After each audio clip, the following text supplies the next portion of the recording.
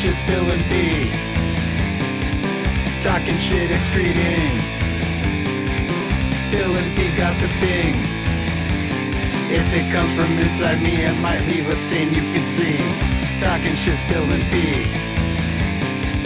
Talking shit, doo-doo queen. Spilling pee, getting mean.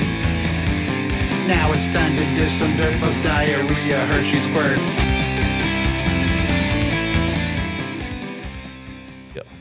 Hey folks, Talking Shit Spilling.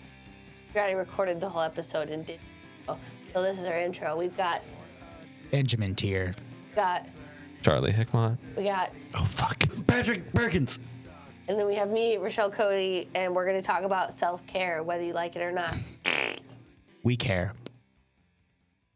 So I'm on the phone with 5 of my remaining siblings, talking about the future of my dad's end-of-life care, because he's no longer responding to cancer treatment. And they end the call by telling me, as I've cried on the call and stressed out, hey, careful, people are eating cat. And I'm just like, you do know that that was started by a Nazi at a town hall meeting, right? And they were being and then I sincere. hung up.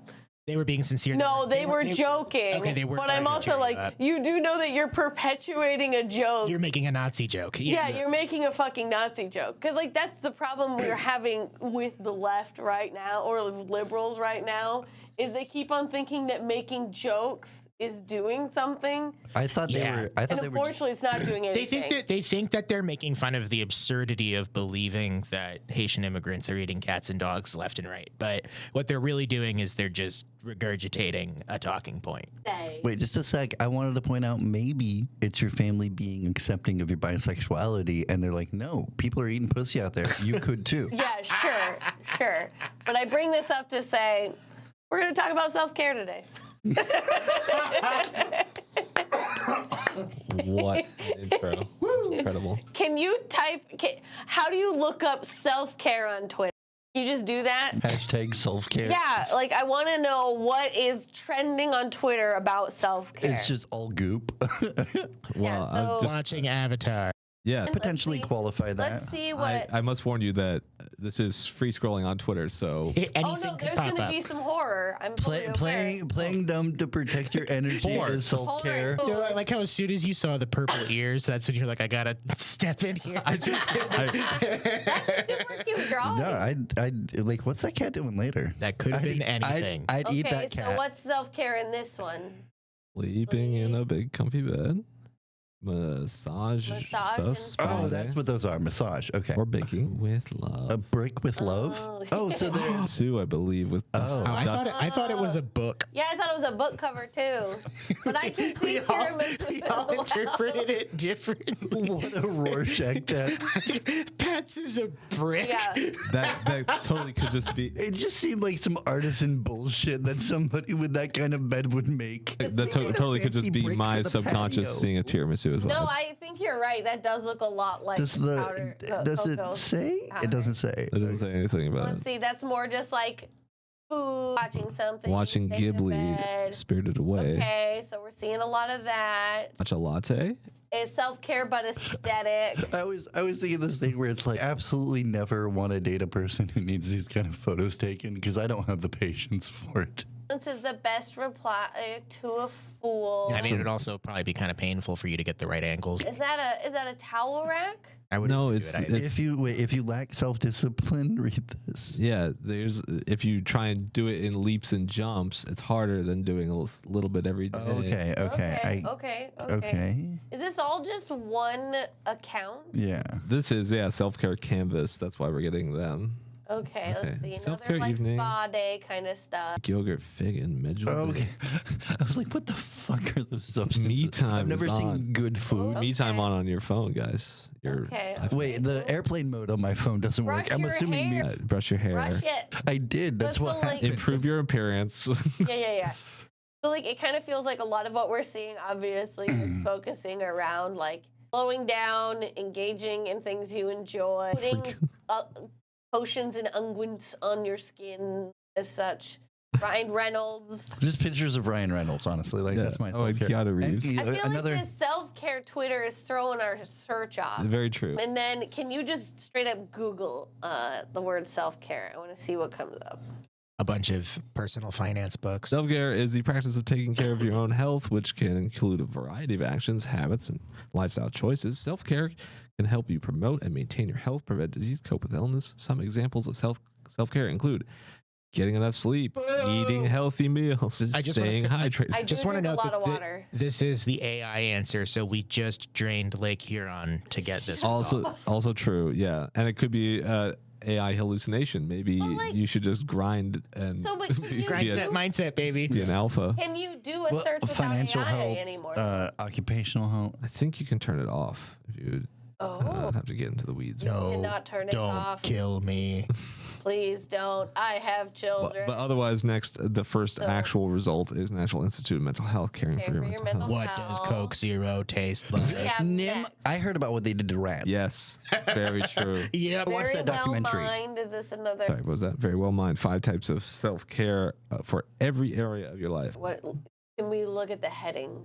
All the stress relief activities in the world won't help if we aren't taking care of ourselves. Care has been defined as multidimensional, multifaceted process of purposeful engagement in strategies to promote healthy functioning and enhance well-being. Oh yeah, and well, so what are the 5 things? Physical self-care. Fueling your body, getting enough sleep, doing enough physical activity, and caring for your physical needs. Attending healthcare appointments, taking medication as prescribed, and managing your health are all a part. Okay, I already feel attacked. Yeah, right. I hate that it's Social self-care. Hey. Socialization is key to self-care. Look at this, we're around people. yeah.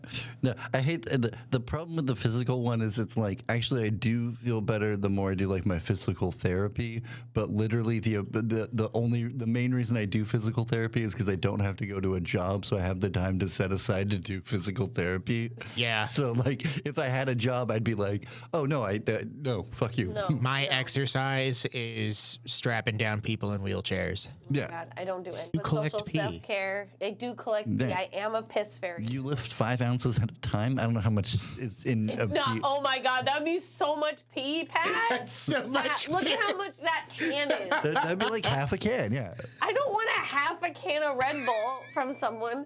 Also, like, all I'm doing is like taking what they put don't together kink shame. and putting it in the bag and shipping it. I have touched someone's pee before, and that was a rough day. Still mad about it. Corey. But we got social self-care, mental self-care, spiritual self-care, Oh, God. emotional self-care. Okay. Wait, what's the difference between emotional and mental? It's important to have to deal with uncomfortable emotions versus I think I think so because like Those are different things? well kind of because it's like you have intrusive thoughts and then you have feelings that you can't necessarily control. It's like that's the difference Okay, between of yeah. like oh I'm angry versus like fucking Rochelle's out to get me. Or intellectually, I know that I'm not above asking for help, and it's totally okay for me to come to other people when I have problems. But emotionally, I can't. Yeah. That's a good way to distinguish that. But like, so the other thing I thought about that a lot of folks do when they talk about self-care, and like, I feel like I see some people moving away from this, but like talking about fucking therapy or Yeah. especially focusing on the aspect of self-care that is like pampering yourself, things like that. Buying stuff, Yeah, buying stuff, spending money, Capitalism cure. post 9/11, Exactly. keep the economy going. Exactly. And so like I think that was a big part of the reason I wanted to talk about it is like there's a lot of different ways people look at self-care, and I mean it's not even how new of a concept. And like I do think there is something, especially as a poor, to acquiring a new thing that you hadn't had. Like there's something to I don't have stuff and getting a thing, right? Like Yeah. like No, and that, yeah. and like I always think about when I worked at Plaid and I did the manager training. They were like, no, we count on like. If the economy is good or bad, if it goes bad, that's great for us too, because people are like, oh, I deserve a little treat. I deserve a candy bar for myself. I can't afford a car, but like, Right. I'll get a Hershey's bar. Oh, yeah. And if we make them cheap enough, they'll get like 4 or 5. I work full time, and not to brag, but I'm more financially stable than I've ever been throughout my entire adult life right now. And I keep forgetting that I can just buy things. And so I'm so used to withholding things from myself that like every time I buy something, I'm like, oh my gosh. Like the floor is gonna fall out from This is underneath you or crazy. something. Like when I got this shirt, I felt like a new Boogaloo boy. Like I felt so good. We've taken this style of shirt back from them, by the way. That's Okay, cool. yeah. I I'm feel gonna start wearing one. This Then. isn't me soft launching my libertarian. That's good This is because like- I've been watching Magnum PI and I'm be like, I have that shirt. What does it say about me? It says that you could be a private investigator I know I in could. Hawaii. I know You I look could. It is like my destiny. Polly Vacation Dad. Yeah, like Like I you're have into a some like weird I have a shit, but you're not pineapple gonna outside of make my tent Yeah. or whatever. But you're into some weird shit. You're not gonna make it with a problem. You're like, but I'm into it. You have a wife and a girlfriend, and everyone's fine with that because at least one of them has a girlfriend and another husband. So like it's a solid. I'm probably dating one of your girlfriends. But Nice to meet you. yeah, we were supposed to hang out next week. Shit. But like the concept of self-care isn't that old, but it's a lot older than you realize. Audre Lorde wrote about it in 1980. It's not as old as I thought you were gonna go with that. Yeah. But like she probably was already advocating for a lot of it, was in it since as Okay. long as she's been writing. She's a poet, activist, pretty awesome lady. I want to do a full episode about her at some point. And like based on My history- toxic trait is that I can't do anything unless I fully complete it. Otherwise, I just put it away forever. I was gonna say though too. The odds are she was building off of other people's shit too. Just Yeah, the way, exactly. the way that sort of But thing like goes. the way she talks about it though is in the terms of it being an act of radical self-defiance, because she's a black lesbian woman talking about the fact that like, no, taking care of myself and keeping me alive is against every structure's desire for my outcome. Her being happy is antithetical to everything the system was designed for. Well, and not even being happy, but being like healthy and capable. yeah. And so present. that's a Alive. very Yes. that's a very genuine example of self-preservation being truly radical. Yeah, exactly. And I mean, she does talk about it in terms of community, obviously, and it's not the individualistic, capitalistic sense that a lot of people think of it now as. Okay. Like, It's you mean it's somehow warped and mutated since the 80s into something that's hyper capitalistic and very commoditizable. yeah, exactly. Mindset, grind set, baby. Yeah. Oh my I God. get this bread. Shit, sorry, time out. I just realized we've both been bit by dogs. Oh yeah, Patrick got bit by a dog the other day. Sorry. Totally did not mean to All derail. three of us have been bit by. Have you shit. been bit by a dog? No. Yeah. No, I got bit when I was like 4 though. So. I was crossing the street like by Sandy and 82nd, and I was like, that gentleman looks like he traffics people. And the woman in front of him is drinking the kind of Mountain Dew with the kind of smile on her face that, like, that's probably, oh my God, their puppy is so adorable. Oh my God, oh, get down. And then, like, a block later, I was like, oh, he bit me. He didn't scratch me. Yeah, we're okay. We're all on the same team now. I wish that was my experience. I No. do not envy yours. Yeah. No, I know yours was much more significant. I didn't mean to trigger that. I was just Listen, more and I like, don't. It is really funny though that you are now part of the The squad. dog bite crew. Yeah. I mean, I have the biggest brag though. I'm sorry. Haitians are not eating dogs, but dogs are eating this table. So, I don't know. Haitians are not eating dogs. I don't but know which presidential candidate's going to do something about that for me. Yeah. I'm a single issue voter that got my vote. Here's the thing: Kamala Harris as the pro-cop candidate dealing with dogs. I know what I promised. kill the That dogs. doesn't count. Go kill them dogs. Just like my dad did when that dog mauled me. We said we weren't going to talk about police. I know. Listen, police end up everywhere. They did, and they ended up when I got attacked by. They ended up being there when I got attacked by dogs. And would you believe that they were the most useless people there? Jesus Christ. I'm shocked. You know what I feel like most cops are like? Most cops are like that dude who's married and is just on his phone the whole time he's home.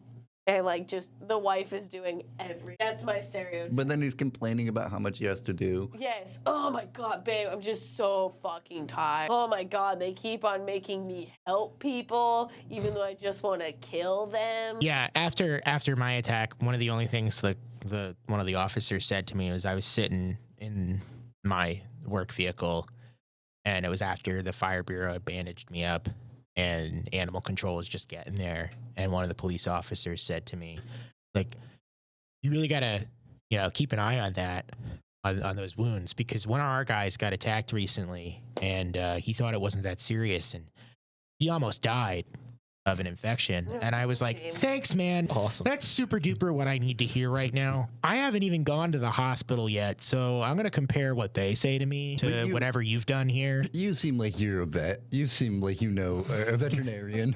Like, I also imagine a cop just being like, "No, it's fine. Like, it's fine. It's fine.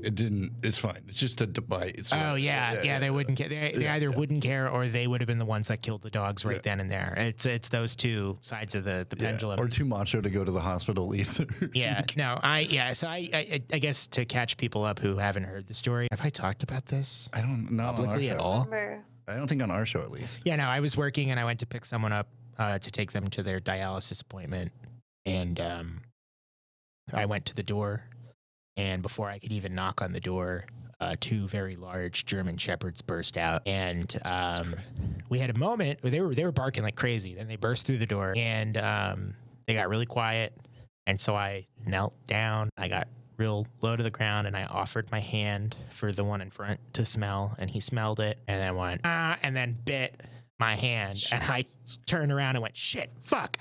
And as I'm trying to get out of the yard, I can feel their teeth sinking into my calves. Oh, geez. And I can feel the blood pouring down my legs, and I'm yelling shit and fuck.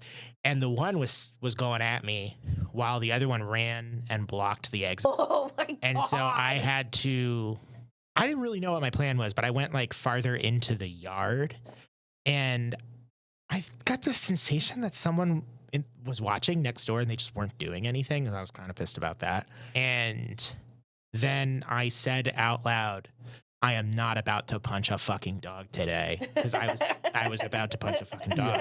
Yeah. No, I understand. And I turned around, and something about my attitude in that moment got them away from me. And I was. You decided it was a day you could punch a dog. They could smell my views on the subject, and, shit. And they're like, oh shit, he's serious. And also, what didn't help was the poor lady who was the human of the dogs was just screaming the whole time. And I don't know if you know about German shepherds, but if you're yelling, they think that you're barking with them, and you're just basically encouraging them to keep doing whatever they're doing to protect. So whatever.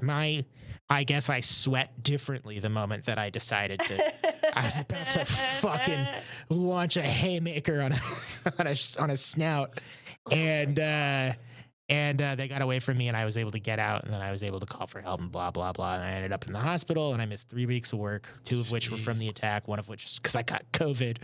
Those were pro-Nazi dogs, though. So, like, you could have punched them, and it would have been fine. Yeah, I was wondering if I was like yelling at them in German, if they would have stopped. The way you described that, it reminded me of like a nature documentary where you see like the wolves surrounding the bison, and he's just like kicking them, and like this mighty beast against the sky being attacked by wolves. I meant that as a compliment. And like, well, and the thing that like I really didn't want to make a big deal out of it, but I also could feel my blood pooling in my shoes, and I was just like, okay, so I know that I'm jacked up on adrenaline right now. I can totally feel that.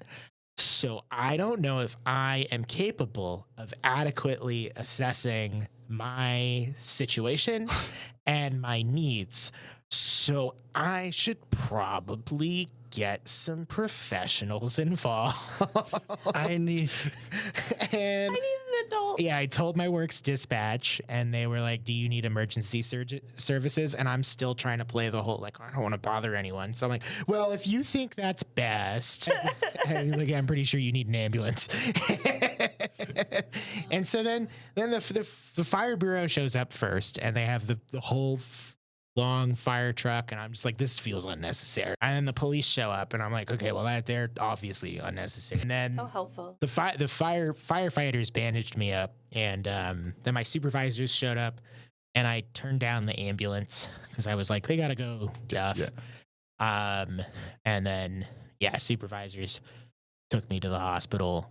And everyone in the emergency room was like, oh, shit. And I'm like, that's not good. You don't want to hear that from them. Yeah, you don't want shit from the ER. The firefighters said that, too. They were like, damn. I'm like, no, you can't say that to me. Your job is to not say damn specifically. Like, That should be part of the fireman training. All right, do you know CPR? Or can you not say damn? So then Show up at a fire. I'm looking. I know that there's a through line here with what we're talking about because then I had to go home. I had to go and do a lot of paperwork, which was awful. And then I got taken home and I went to take my shoes off. The blood had finally dried, but I found pieces of my leg in one of my shoes. Did you just like pop it back in and then band-aid over it? Did you try They're dead to me, flesh. It's just fireboard. It's still good. It's still it good. was just chunks of my calf. And then I had to change, and I had to go to Safeway to get whatever prescription they put me on, so I didn't get like rabies or whatever. And my self-care at that Safeway, because I felt bad because I had like tetanus shot, some other kind of shot, rabies shot. Like they just gave me all the shots, and I was just, and also I'd been through physical trauma, so my nervous system was just fried.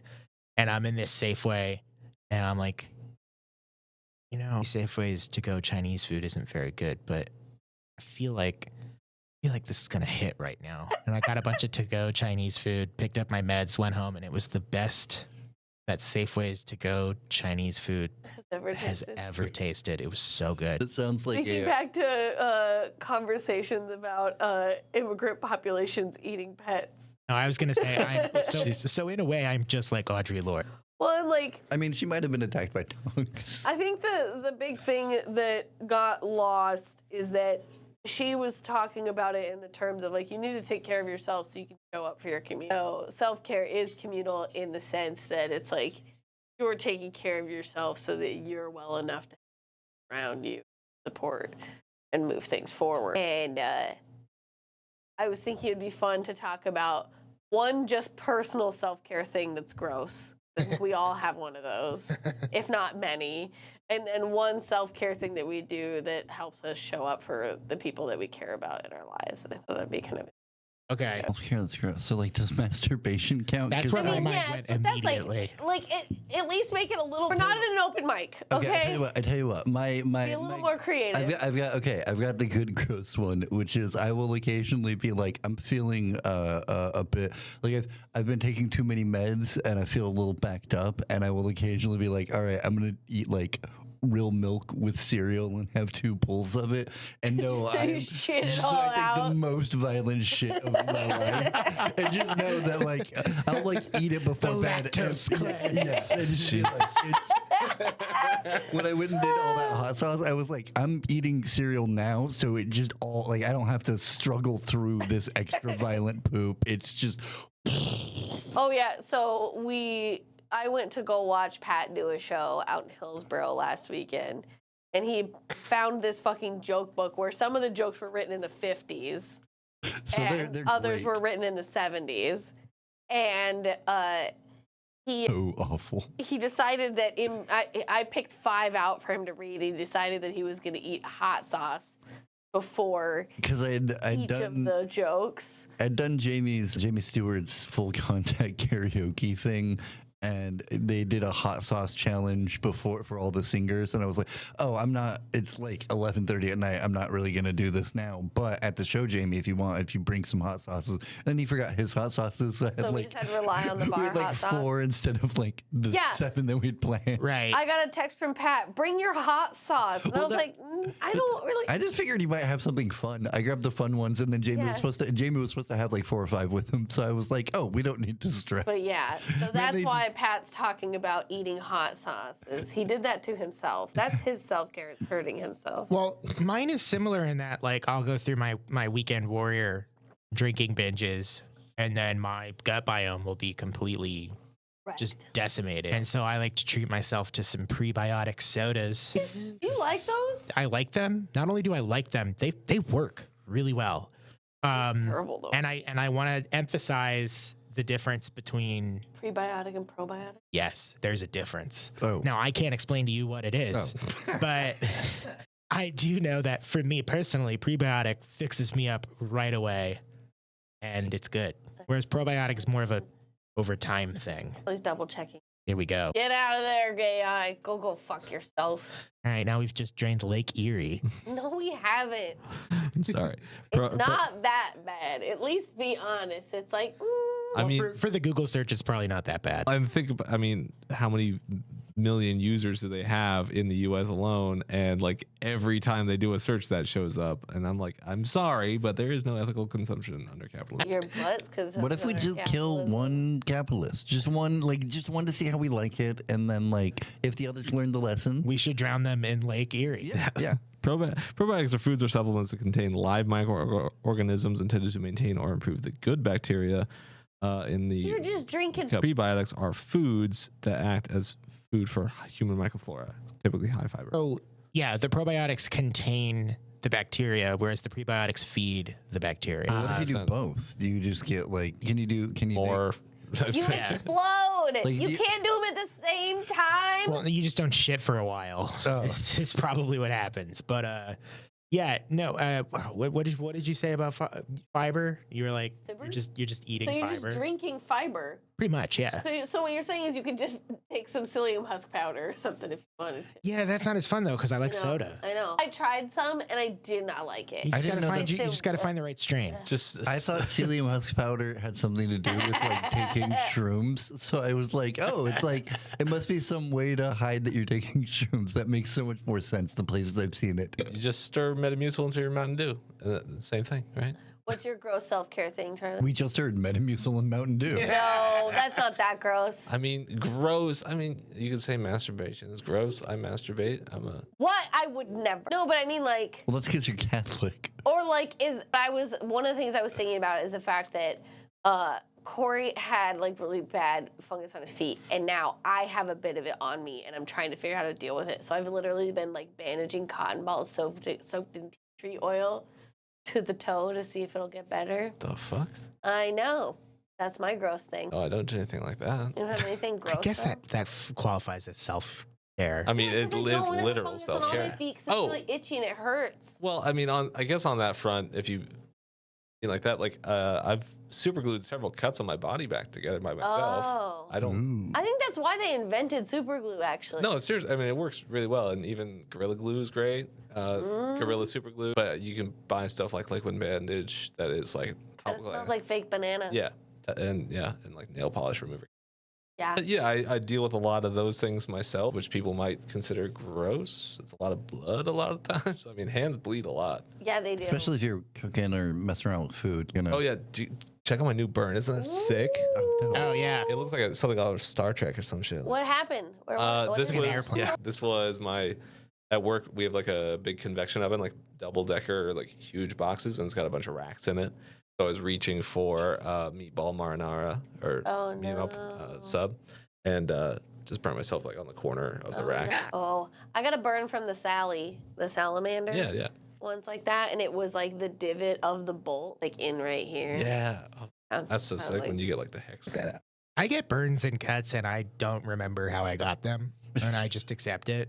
Yeah. I'm just like, that happened, I guess. If there's a receipt for a product or good that I did not intend to pay for, but here we are. And I mean, I'm not gonna name any names, but I knew someone back in the day who. She stares directly at me while she Look says at it, Pat. No, no. They were like, I noticed there was hydrocortisone cream in the bathroom. Like, oh, don't use that. I use that to masturbate. And I was like, did not need to know that, and also probably not what you should be doing with that. It's technically a steroid. Maybe it makes you. We're just stronger.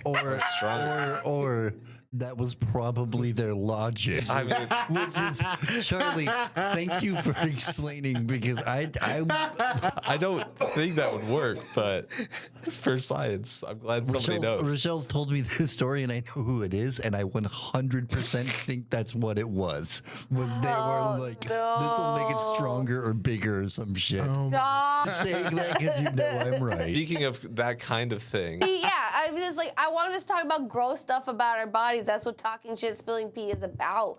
And especially self-care, there's got to be gross shit you do. okay, I want to talk about just this really quickly. We'll talk about this. Yes, no, you're fine. This You're fine. TikTok guy who he had a bunch of concrete pallets he's trying to get rid of, and nobody wanted them. So he's trying to sell them to his aunt, but his aunt only wants gravel. So he is learning to punch them apart by himself. So he's like at the same time like teaching himself martial arts, but he's also, you know, that I don't know if you know this, there's a cream that you put on dogs' feet to make it thicker so they can, it's more tougher so it doesn't. Shut. So he's putting that callousing his hands all over his hands, and he's like I think he stomped on the left one because his wife started complaining that it was like so uncomfortable to like touch his hands, but his hands are like sandpaper, and he literally like will sand down blocks of wood with his. Also, can you None of that seems worth it. tell me you don't perform foreplay without telling me you don't perform foreplay? I mean, his mouth is working. I don't know what you mean. One would hope Give for me the her old sake. sand hand. Yeah. Or maybe that's her. Maybe that's her self-care. She's like, I like it coarse. And Hey, no, I knew someone who liked Yeah, teeth let's with not- their blowjobs because they had like nerve I mean, damage from the let's way not kink shame. Yeah, Pat, I mean, don't out me on mic. it wasn't you. That's right. Wait, did you say teeth with blowjobs? Yeah. Okay, yeah. They liked it. A little danger too. They liked it 9 Inch Maybe. Nail style with the teeth. Yeah. This is the guy, right? Let's do it. Fist of the dog medicine. There it is. Yeah. Oh my God. No, did he do it to his feet? Yeah. Day 138 of spraying my feet with medicine that makes dogs' paws stronger. This poor woman. I was. What state is he in? I mean, besides denial. This feels like I either don't Kentucky or Tennessee. listen. Bold take here. I don't think that man needs pussy. Yeah. Can I chew concrete? How is this person real? Rochelle, I need to resurrect an old bit, which is just, hey, honey, you've been punching a lot of concrete lately. I was just wondering if we could just like, I don't know, just like have sex. Like, could you just stop punching the bricks in the yard and come fuck me, please? Only if we go to Red Lobster. So I can punch the lobster. I genuinely just. You know what? He might eat pussy. He has kind eye. He is vacuuming up after himself. So. Yeah, that's- probably because she fucking told him to. Wait, I need to see the 4th of July video, please, Charlie. We've edged me, and I need to come. Where is it? It's the one that says the actions performed in this video. Yeah. This is actually, I mean, he actually does this. What's the song? What is that song? Real American by Rick Darren. The Hulk Hogan entrance music. Yeah. No, a student of Rex Kwon. Oh my is it? god. Oh my god. This is so. This needs to be put in a time capsule so people know what America was. Oh fuck, that was simpler times. that was even better. I thought it was gonna be a different kind of sad, and it was the right kind of sad for me. I mean, I guess my hope is that. Honey, I'm doing this to protect us. All right, it's gonna keep us safe. I'm not gonna lie, I find him extremely endearing. I do too. I do not find this endearing for some reason. Here's the deal. I just do because I'm seeing his. He absolutely, as every time she's like, honey, I have an orgasm since we met. No, but I'm keeping us safe, baby. Feel endearing? Yeah, I mean, also, it is funny how he doesn't realize how so much of his powers come from the fact that he's built like a dump truck. Like, like that man is a sentient fire hydrant. Oh my god. Punching ballista. Yeah. Oh, I've seen gun YouTubers use these. I mean, I've seen it. I remember them in the old On Mythbusters. Mythbusters. Yeah. He stopped being endearing when he was like, this was the point where I was like, oh, okay, you're just, This sounds like one of Corey's divorced dad cards. yes. If I were 100% sober, I'd probably be over it by now, but I'm still obsessed. Wait, you have to, I'm done, but I need to see what's behind one of these blocked ones. Oh, it's just because Yeah. that's so graphic. Okay, Yeah. okay. Oh, I wanted it to just be like he like punching through one and like his thumb mangled or what. I don't think you can show legit gore on TikTok. Yeah, for sure. I mean, there's probably plenty of it that gets through for a while. Shorts actually used to be really bad. Like, there were times where I'd get a lot of, like, watch me have sex, here's the link kind of shit. I'll bet you he's a delight. I'll bet you he's a lot of fun at the PTA meetings. But, He's all for the things his kids are learning, and he doesn't have specific opinions about any of it. and then so I guess we talked about gross ones, but I was thinking also, like, a thing that I do to hopefully be there for more people in my life is try to get enough sleep so I'm not pissed off at. Total. Yeah. Right? Yeah. Like, I feel like half the time I'm meeting my basic needs just so I'm not a fucking menace to everyone Yeah. around me. I- Well, because you like I talked about this in my therapy a lot, where it's like there is a version of me that I consider like feral, where it's like I don't get any sleep and I'm constantly hungry, but hey, I'm fully employed. Like I'm in utter agony all the time. I can't think, and my only reaction is "fuck you." But like I've got a job. Like that's not a good version of me, but the version that sleeps and eats, and like even if that's my full-time job. So I think you're not wrong there. Like you stop being human at a certain point, Yeah. and like that's kind of the design of the whole system is like to deny you. That's why like Audre Lorde specifically is like the system denies you human. I don't know her writing specifically, but like my presumption is that's like your humanity is denied by the system. So taking care of yourself and acknowledging your own humanity is an important and part of asking that. for what you need. So I have a few sort of tangentially where, like, for the sleep thing, for my job, I absolutely have to get enough sleep every night. So that kind of takes care of itself. For the eating thing, I do have an eating disorder and I also suffer from decision paralysis. Like I fucking love food. Like obviously, look at me, but I have an unhealthy relationship with food. And so sometimes I just don't eat when I really need to be eating. So I don't necessarily force myself to eat, but I allow myself to have enough options on hand to where I know that I'll have something that I can enjoy. So for me, meal prepping is just impossible, but I can sort of predict what I might want throughout the week and like base my shopping off of that, so I can give myself options. And if I'm gonna try to be thrifty about it, then I can use a few ingredients that could potentially make multiple different things, and that way I can fully enjoy myself. And then I don't have, because I get real. I mean, everyone gets hangry, like, but I get real fucking real mean, real mean. Ben will intentionally That not beard eat starts before burning. soccer matches, just so you can yell at the other team that much more aggressively. Yeah, so you can really hit all of the consonants in the C word. California. Yeah, and then my third thing is, this is something that took me a really long time to learn, and I have to constantly remind myself of this, is that if I don't like the version of myself of, like, if I realize I don't like who I am around a certain person or in a certain situation, I know that it may not be that person's fault. It may not be my fault, but I just got to get away. I just got to stop being around that person or being in that situation. And it took some like bad relationships to realize that. You're like, I don't feel like me, and I'm behaving in a way that I don't like. And it doesn't matter whose fault it is. I just got to get out of this. And I'm glad you were able to overlook that to come here today. Yes. Yeah, I'm making an exception right now, sitting next to you, especially. Honestly. All of the things you've said.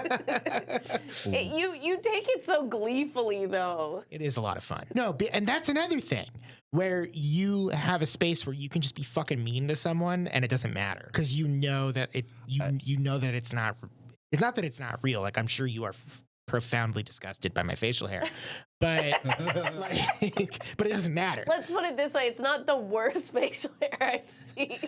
You didn't have to say that, but like, it doesn't matter. I think there's really something to that, because like I think Rochelle's one of the few friends I have that with, that made me realize like, oh, that's friendship, because so many other times somebody would say a thing and I was like, I think you're actually being mean and you think that's friendship. Right. And like I've needed the space to be like, hey, can I just say the dumb thing? Not necessarily even a mean thing, but a thing that I know is so dumb, it's basically mean to you. No, you're not mean, but you are like the shittiest older brother a lot of the time. That is true, and I appreciate that you give me that space, and I try not to abuse it. Yeah, occasionally I push back, but yeah, I know you're pretty good with it. But like, to that point of like saying you can't be around someone and not being able to pinpoint, like, or like not even needing to pinpoint who's the problem, just understanding it's a problem. Yeah, and I toxic. mean, that's so much of my like last 10, 15 years. It's just been like, there's some people you just need to never engage. It's just not going to work. I got so much happier at dating specifically when I realized like, oh, just because you like slept with me, I don't owe you anything, and not no like fucking I can just fuck people and leave and that's cool kind of thing, but in a way that's like, But it's not like an emotional contract. yeah, Right. just because you've let me, Sex is not an emotional Yeah, contract, and- but you shouldn't enter into it with emotions. and like that was a hard thing for me to navigate because like the moment somebody's like, well, here's my boobs, I was like, well, I owe you something because Yeah. clearly you. Boobs are pretty sick. For me, it's always been like someone out of my league is actually showing me care and affection or just rote interest. And so that must mean I have to work to maintain this Yeah. because I don't deserve this. So I have to maintain this, even if they're screaming at me a lot. Now hot I and they understand Doesn't the the screaming boobies. give you a boner though? Okay, well, that's another topic for another day. If I have that dynamic with them or like we've had a discussion about it, yeah, but I've never been a like You don't a like getting yelled at? yeah, a fight has never turned me on. Like I was never been somebody who's been like, oh, let's have a fight and make up sex because I'm like, we could just have sex. Like we could just What about you, Charlie? About me, Do what? you fight to bone? No, I'm anxious avoidant. I would never. I like being told, cut it out, knock it off, stop that. I like someone to explicitly tell me that we can have sex now, and that is happening. Do you I need li- that to happen in those words? Well, not like it doesn't have to Is be it a bad like spell? that, but I need pretty obvious Yeah. signs and The airplane banner over the beach enthusiastic of consent. Yeah. I know exactly what Charlie is like because there's nothing more awkward than like I never want to be somebody's bad story to the Yeah. point where it's like I don't even want to be somebody's awkward story, right? Like I don't want to be like he kissed my hand. I'd be like, no, I need to. I know where you're at, Charlie. He kissed my elbow. I remember doing a show one time and somebody, I think it was Core, so who knows how reliable that narrative is, but like this lady was talking to me after a show and she kept being like, oh, I need to take an Uber home. I just need to go home now. Like I just like, do you want to split an Uber with me? And me being poor and dumb, like, oh, I can't afford an Uber. So no, I'm fine. I'm just gonna walk home, and like not putting together that like this lady wanted to like take me back to her place. It was like I was just like, no, I appreciate the offer, but I just cannot afford an Uber. Thank you. And then somebody was like, you know what that means, right? And it was like, Damn it! so people would just be like, hey, can we go back to my place to fuck? That lady could have gotten some great head. Back to self-care. That lady's self-care could have been my face, but she wasn't direct. Charlie, what would you say is something that you do self-care wise to make sure you're showing up for the people you care about? I mean, I just recently that kind of hit me that I really need. Well, I mean, I've always needed like at least 7 hours, and 7 hours is kind of like my sweet spot of sleep. Because like if I'm staying up late and then I it's so noticeable and it just cascades because like then at work I'm just like I'm frustrated. I don't want to be there. My day just kind of goes by and I'm like I was not pleasant to be around. I don't think. Yeah, it is fascinating how much of like how your day goes comes down to how much were you not conscious before this happened. It's so weird, but I love it. I love sleeping. I love the act of sleeping. I love going to sleep. I stay up too late a lot, Yeah. but then when I go to sleep, I'm like, this is the best. This is the best thing. Yeah, I've Hate waking up. in the last like 10 to 15 years, I really started doing like pre-sleep like meditations and stuff. And Oh, you have good sleep hygiene. I try sick to. I bastard. still watch movies in bed or whatever, but then I'm just like, okay, that's done. Switch over to YouTube. I got my guy. He talks about crazy bullshit. I don't know. No, he's really good. But it started like with like the first like ASMR videos like 12 years ago, 15 years ago maybe. And I was like, what is this? And like I got the tingles. And then I kind of went down a rabbit hole of like all like self-hypnosis and then like guided meditation and then like Gangaji. I don't know if you know who Gangaji is, but she I smoked some of that like before I came here. she studied with Ramaji and it's all about like mindfulness kind of stuff. But more than that, like the act of stopping. Like don't stop right now. Allow yourself to stop looking or trying to achieve anything. Just be. And it's That sounds so stressful telling me to do that. I mean, don't get me wrong, I'm it's hard. sedentary a lot, so I'm not talking about that, but this is never stopping. yeah, exactly. That's the thing is like, But- it's not necessarily your body. Yeah. Because you can be doing something. And this other guy I watched, John Butler, he talks about this a lot where it's like doing things, you can do it kind of without thinking about anything, right? Like petting a cat or crocheting. Not my cat, because she'll bite me. Like crafting or something, just some small task with your hands. You don't have to think about anything else. You just clear your mind. And you just, Right back to masturbating. yeah. Yeah, I mean, I like to give myself something to look forward to before I go to bed, and then that can be like the culminating moment where my mind clears, and then I can enter that space of expecting nothing and thinking about nothing. So sometimes that'll include masturbation, but it could also be like a sweet treat, like a glass of milk. I am an enjoyer of ASMR. I don't use it as much to sleep anymore, but just to like calm my anxiety. For like, yeah, to one of the things I like to watch to turn my brain off is either like airplane crash documentary. My fucking God. Local serial killers is a new one for me.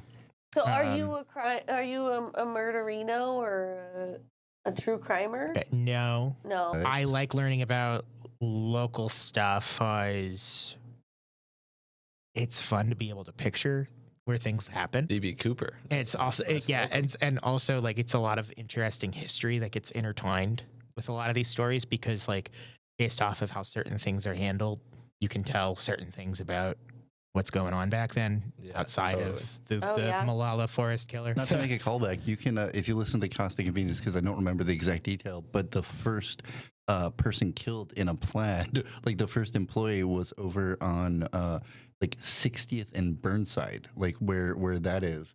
There used to be a plaid there, and that was where that woman, like her kid. Yeah, so her coworker showed up, raped her, and killed her.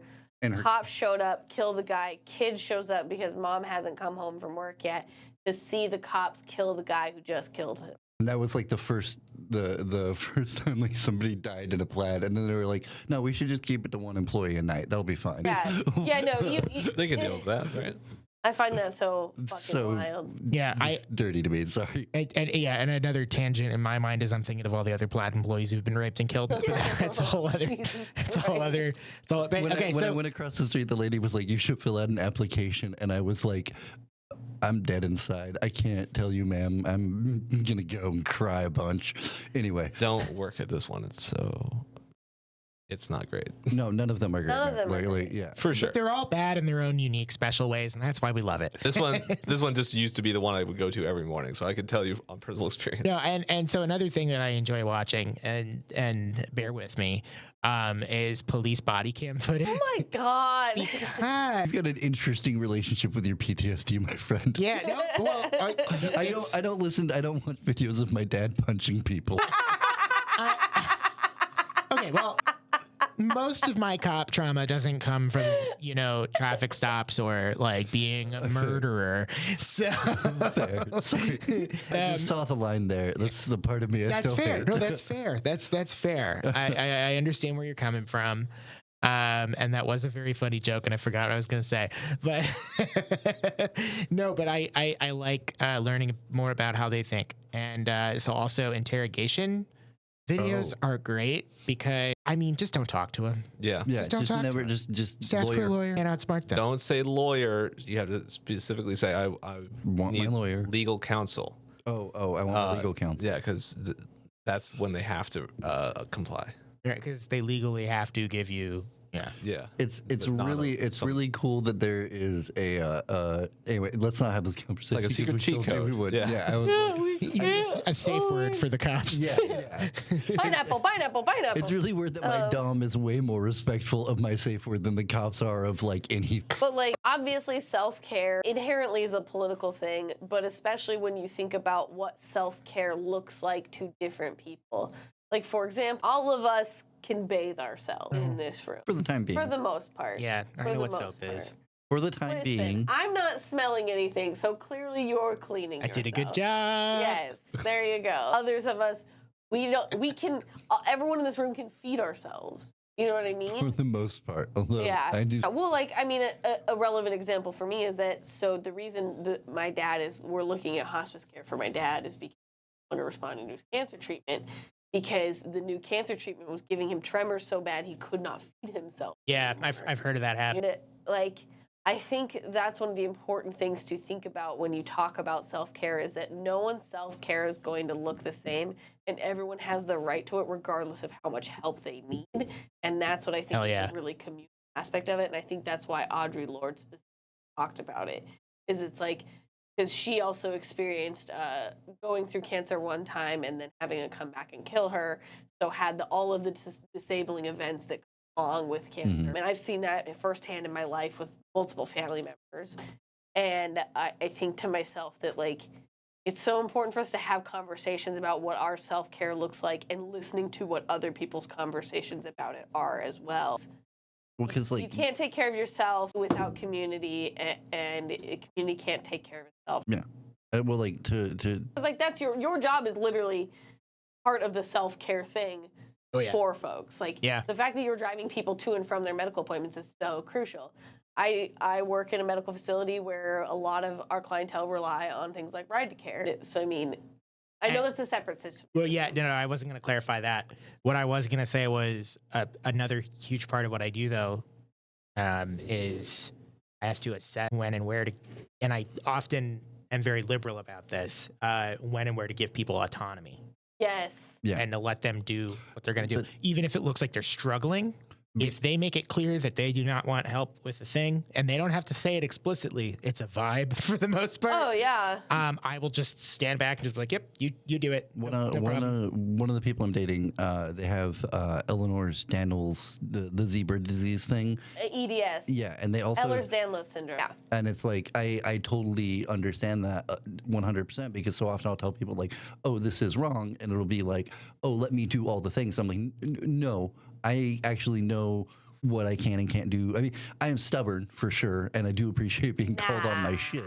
But like, it's important to let people do that because not only like autonomy, but like part of the reason I like to say crippled instead of disabled, like I don't know if I've said this bit on the mic, but is like because disabled used to just refer to objects, like it just meant an object that no longer served its function, and then at some point we just adopted it for people, and that's fucked up to me because it's like I'm serving my function. It's not to be a plaid employee or a fucking strip club barback. It's to be a human being, and I don't stop being a human being just because my legs are fucked up or my back is fucked up and it's fucking up my legs. Like, they got the legs. Yeah. Yo, I'm still here. Yeah. You could say hello, like. And so like, it's very frustrating in that result because it's like you're denying my humanity to a certain extent when you deny my autonomy, and you're denying like, but you're even more so denying it when you're like, I'm not even going to check in with you. Like your consent isn't volatile or doesn't matter in this moment. And I think that's a really interesting aspect, a wrinkle of self-care within that realm of autonomy. Even though I'm going to struggle with something, it's important that I still do it, is that this is a kind of self-care or self-sustenance, self-preservation that involves struggle. It involves things that are difficult. It involves work. It involves pain. And I think our modern conception when we talk about self-care is we want to avoid pain and struggle and work. And when you look at it through that lens of autonomy, you find that unfortunate. Sometimes you gotta suffer. Set grind set, baby. Yeah. Well, like for all our joking about Just like exercise is gonna fucking change your mind state. Like if I don't do my physical therapy, I can't be there for anybody because I'm just in too much pain and my muscles are all fucked off. It doesn't mean I like doing the physical therapy. It doesn't mean it feels good. But at the same time, I can be the sex god I am because I do all the stretches. Joking aside, but like for real, I can be there for my kid. I can do the walking I need to do to survive. It doesn't mean I have like labor energy, which is super annoying because then like the categorization is like, oh, can you go to work? And it's like, well, no, because then my entire life would just be going to work. Like I wouldn't even do good at the job. It would just be that thing of like that thing I was talking about before. Yeah, of like you don't get to do it. It's not even self-care. It's like self-preservation to a certain point when you're that fucked up or that fucked fiscally or whatever class-wise. Well, I was also going to point out that like sometimes it can look differently too because like you were describing your food habits, right? Mm-hmm. And my food habits are I need to have things that are quick and easy, because sometimes my brain just plays the game of everything's yucky.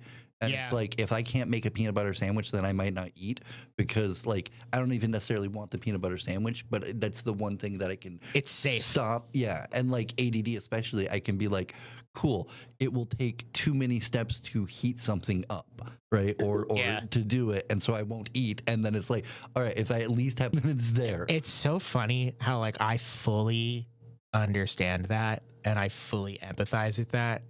And yet sometimes my problem is the polar opposite, where I'm like, I have to do a lot of work to earn this food. And not even in like a labor capitalist way, but it's just like, I'm going to be a fucking home cook today. Yeah. And that's the only way that I'm going to be able to eat. And so I'm going to start by building flavor. Oh, yeah. Like 6 hours later, I finally have a fucking meal for myself and I can maybe eat like 10 bites of it. And Because that's, you're so hungry. I'm too, so that, hungry like, and you can't eat. so tired. Yeah. And I know everything that went, I know every little detail that went into this dish. And so it's not as exciting as it would have been if I just ordered it.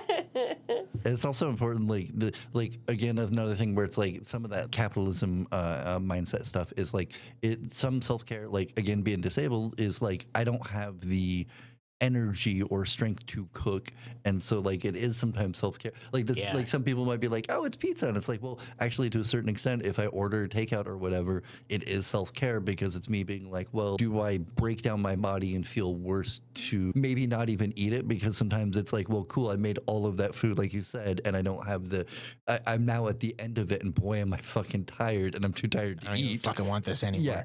And like, it's so much, like, I miss the food carts that were next to my house, just because it was like, shit, I probably shouldn't spend $7 on a quesadilla, but it means I don't spend 35 minutes and more back pain on a quesadilla. And like Yeah. that is self-care too. And that's a kind of math that doesn't really get talked about very much. Because it makes people uncomfortable. Time is just, I go off about that in terms of I don't flavor. know.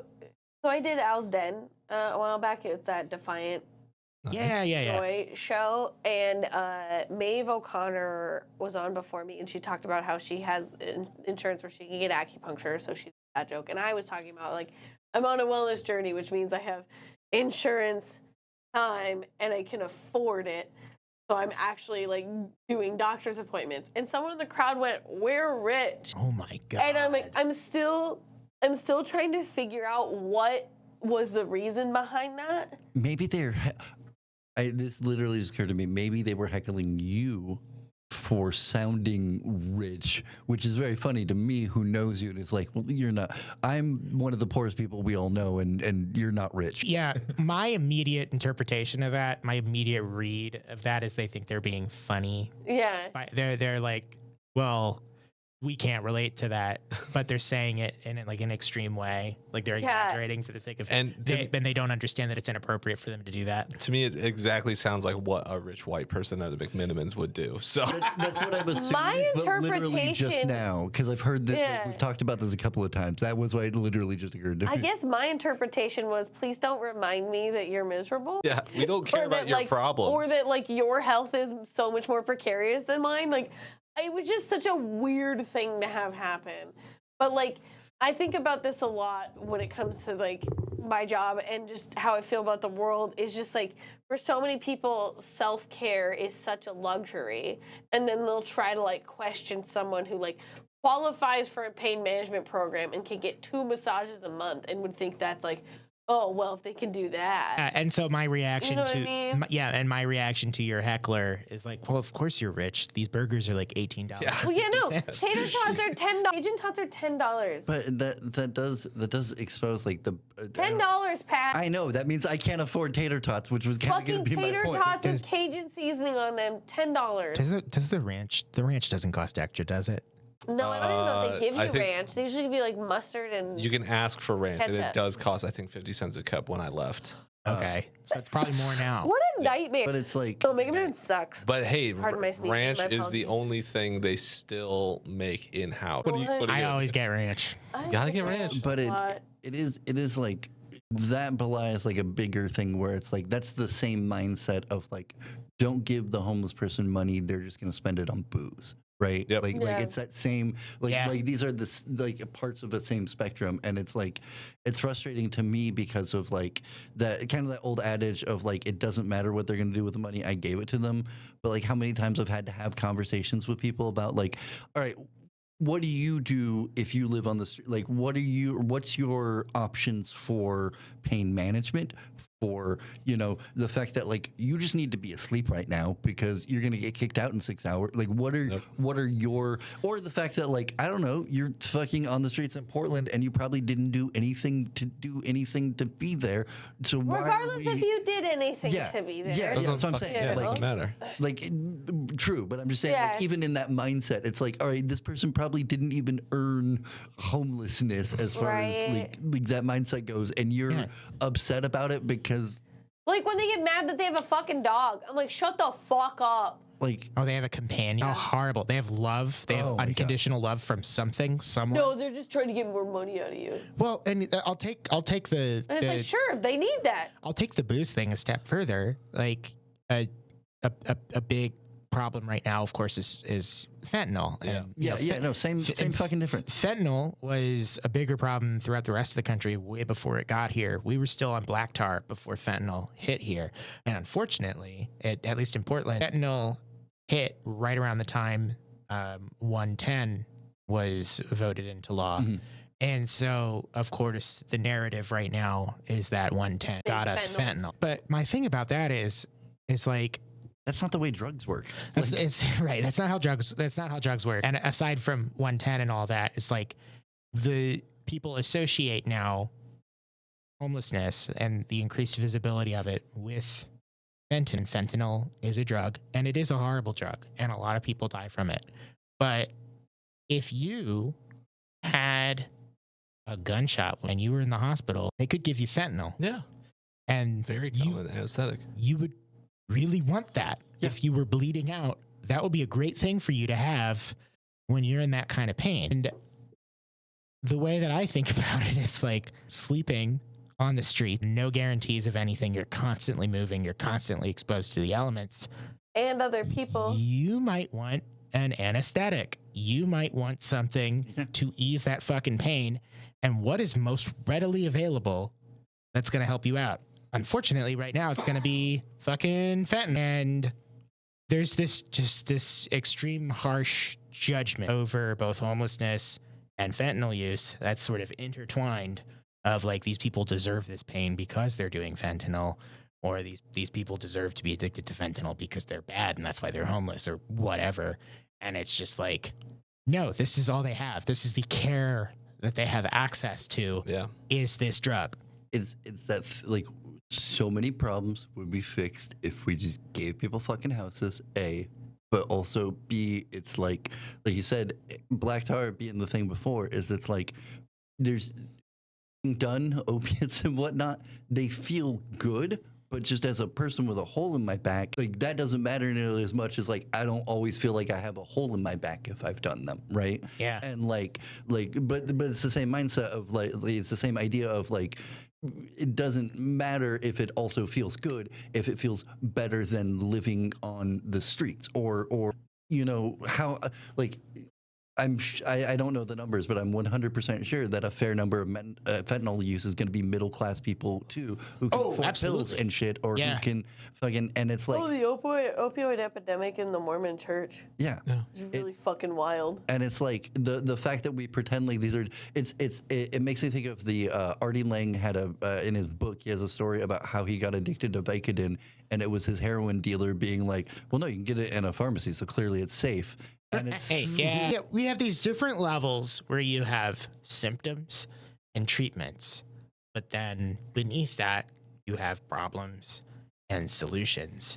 And the problems and the solutions level is so much harder to dig down into for a variety of reasons.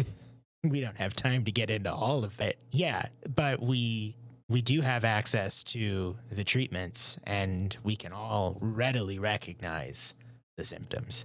like nobody. It frustrates me because like nobody nobody wakes up and is like, I want to get like the idea of like, I want to, you know what? I want to get addicted to fentanyl and live on the streets. I just want to do that. That's what I want to, that's who Yeah. I'm going to be. Like nobody does that. I don't like, I mean, I did as a kid, but I was real specific. I was a unique case. Well, yeah, there's I that knew whole about fentanyl before it was even a thing. yeah, there's romanticization and all that. So the suffering artist Yeah. aspect of things and what have you. But I didn't wake up and want to be a fucking Philadelphia Phillies fan. And this is one of the most stressful years of my life. I've never rooted for a sports team that is on top of the league and been more horrified every day than I am right now. Well, okay, so Because of the citizens of Philly, or Because just baseball is a crazy, weird sport. oh, but I totally thought it was hockey. beyond just homeless people using drugs or alcohol or whatever, like they don't have access to other stuff that would distract you from your problems, like sports, like stuff we take for granted, YouTube, Netflix, whatever. Because think about how much of your time you're spent doing that and not thinking about your problems, even though you have a place to When live. people get mad at homeless people for having phones, I want to spit fire and shoot lasers out of my eyes and just shit on them. I don't. It's so. Oh, wild. you mean that necessary tool that society has deemed you absolutely have to be connected with everyone? Yeah. They shouldn't have that because they should be eating their homeless kibble and sleeping on rocks. No, they can't sleep on the rocks. We put the rocks there so they won't sleep there. I meant the smaller Okay. rocks. I was watching. Okay. I was watching this disability lawyer that I don't watch anymore. Who like he had very useful information, but he was also like, but also look at this house I bought. Like, and you can do it too if you invest in real estate, kind of guy. Grindset mindset, baby. But he had this video about the start of the pandemic or the start of lockdown specifically, and like when phones got sent to people, and the number of people who could like make it to their trial, who could get benefits because there was a way to reach them, because they were no longer just out in the ether as like this person who just like, if they show up, maybe we can get a hold of them, but they could sit in their car and have a conversation with the judge, and the judge would like, even like, I think that it was from Florida, so there was a part of me that was like, even in fucking Florida, but like I hate that mindset. So, sorry, I have two anecdotes to share. I don't want to completely hijack this, but I have two anecdotes. One is about the cell phone thing, where when I first moved here, I was with my partner on the streetcar, and this guy came up to us and asked if he could borrow our phone so he could get his friend into a shelter for the night. And I was like, sure. Like, if this person's going to steal my phone, they're kind of trapped on the streetcar with us for a while, so I feel like this will resolve itself. But I also kind of want to see where this goes. He didn't mention that he was going to pretend to be the person's parole officer. And in addition to pretending to be the person's parole officer, he did not mention that the person's parole officer was a woman. Oh, It's a falsetto. So he did a falsetto, lispy voice that's awesome. into my phone to call this whoever he was calling to hook his friend up for a shelter, and apparently it worked. It was actually for a And I date. was like, "That's That man's a hero. That's incredible. It's just like funny. this is yeah. amazing. I love this city because I think I lived here for like 2 weeks That's when that direct happened. action, I think. I'm not 100% sure Praxis. all the time. Yeah, that one. My second story, to Charlie's point about distractions and the things that we take for granted, so that we're not just our only options aren't fentanyl. I am a recovering meth addict, and I talk about that all the time. And recently, like in the last couple of months, the temptation has been like real fucking strong. It's been real bad, and I don't know where that's coming from. I don't know what's triggering that. So I'm like trying to figure out like what that's about. It's been pretty okay recently. Like I've been fine, but there was one night where it was really bad. It makes me like physically ill when I feel that temptation. And what's wild about that is like speed is not even a physically addicting drug. It's a mentally addicting drug. I mean, it fucks up your body. Like it makes you tired and you want it more. So Yeah, what do you feel like when you're using it? high on speed? But like, what do you enjoy about it? Like, what's enjoyable about it? It makes my OCD feel justified and make sense. And I can focus on things that I really enjoy, and it's all my emotions are very intense. So if for creative purposes, it's fucking amazing. Like one of the best feelings in the world. Don't do speed. Unless you're prescribed it by a doctor. Or if unless you're the type of person who can stop, Yeah. because I Yeah. just can't stop is my problem. So craving it physically makes me feel like I'm nauseous and anxious and just sick and just feel bad, and so I have to do crazy things to distract myself. One night, I was sitting down to watch a Timbers match, and it was a home match. And it was while I was struggling. And this is the kind of privilege and access that I have where the match kicked off and it was a home match. And I was like, you know what? I could just go there. And I bought a ticket on my phone. Oh, gotcha. When you said just go there, my brain went to, I could just go play the game of soccer. Could just be a professional athlete. No, I bought a ticket to the match. I called up an Uber and I went straight to the match. And I had a great time. And it helped stymie that need, that desire to harm myself for one night. And I think it helped me in the long run too. Cause like there were days following where it was still really bad. But once you have that success too, it's easier to build on that because you're like, hey, I already I don't have the same struggle with drinking. I don't think in that I don't think I was ever physically, I never had the shakes or the DT or whatever from drinking, but I definitely have it marked in my phone.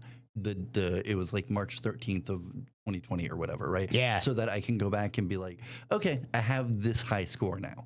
No matter what, Totally. I have this high score. So if I do, at least for me, my mind says if I do end up deciding to have a drink today, I'm gonna have to live up to this score or the fact Right. and it's easier each time because it was shit, now it's this number or whatever. I can look back on this moment as this was a boss battle that I beat emphatic, and I really enjoyed it. And I want to seek out more of that rather than the thing that cuts me off from everyone and ruins my life. Yeah.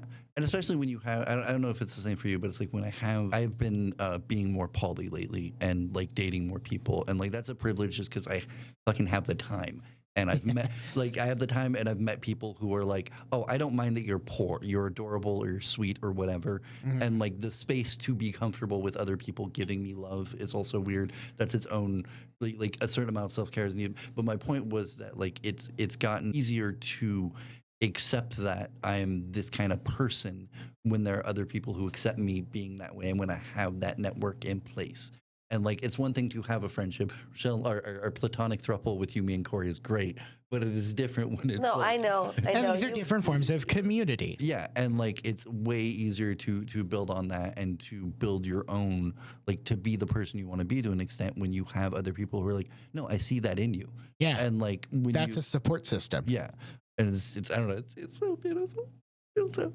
Well, so circling back a little bit, I've heard that raw dogging's in the dictionary now, right? Right, or something? It's certainly very It's popular. becoming very popular. Well, and because it's people are raw dogging flights. yeah. Raw dogging meetings, raw Yeah. dogging What I was work. going to say is that They don't mean it the way I've meant it for years now, do they? No, well, What I was- Literally technically. eating a dog raw. Oh, what Right? oh my God, shut the fuck up, Pat. No, That's so disgusting. But I was bringing that up because when we were talking about homelessness, you literally are raw dogging capitalism when you are living homeless. Yeah.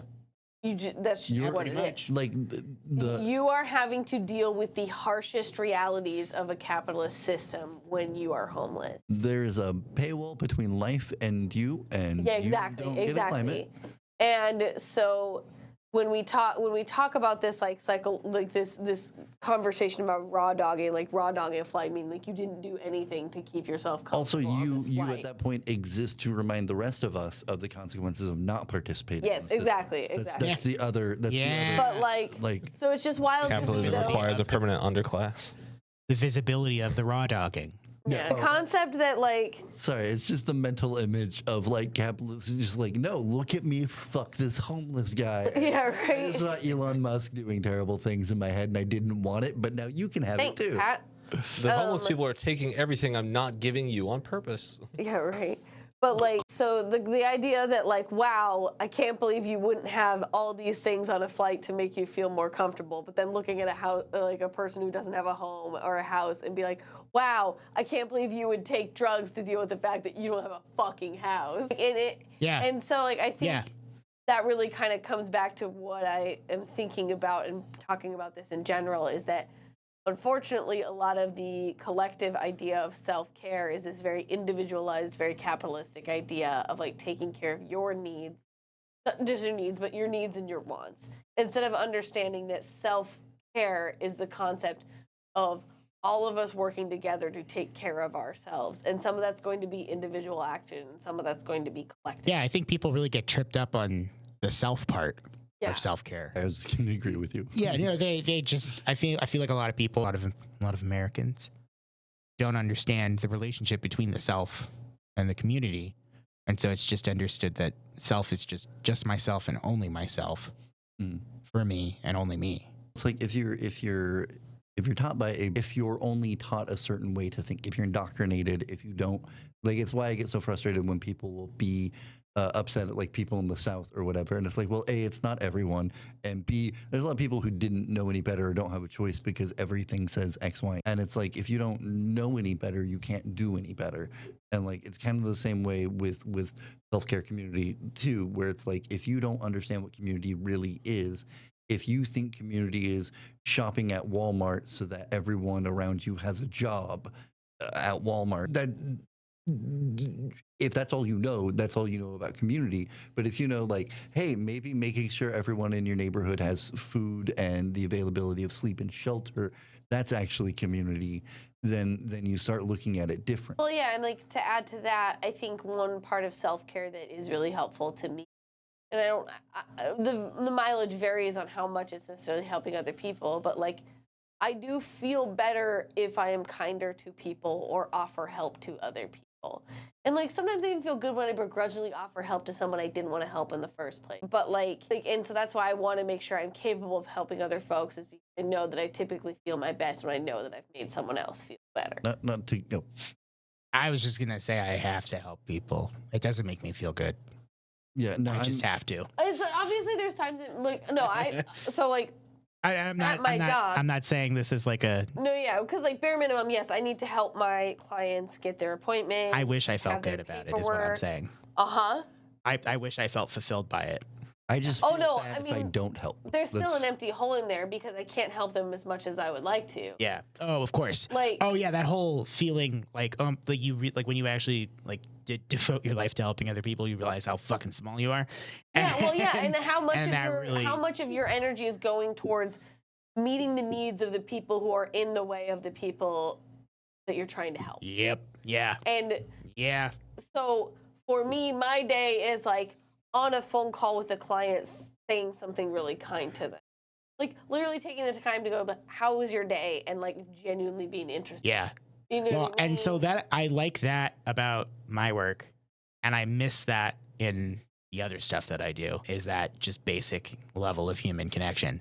Yeah. Because whilst I enjoy feeding people, and I've been doing it for years now, and I have no intention of fucking stopping, I do kind of miss I like hearing back from the distro people who are like, they really liked it tonight. I'm like, oh, thank God. That's like, it happened. Like, it went somewhere. It did something for someone. Yeah. It's great. But yeah, especially like a year and a half ago, for those who don't know, we're just talking about feeding homeless people. It crushed me because it made me realize just how much work it would take to actually do something against the system for the benefit of the community. Like it would take so many people and so much time and so much energy. And what I'm doing is basically nothing in the grand scheme of things, but it's not nothing. It's keeping my neighbors alive another day. And I wish that I could feel something. Well, and I mean, I think what I would add to that is like, think about the people who helped you and supported you in like coming to a place where you're not using meth active.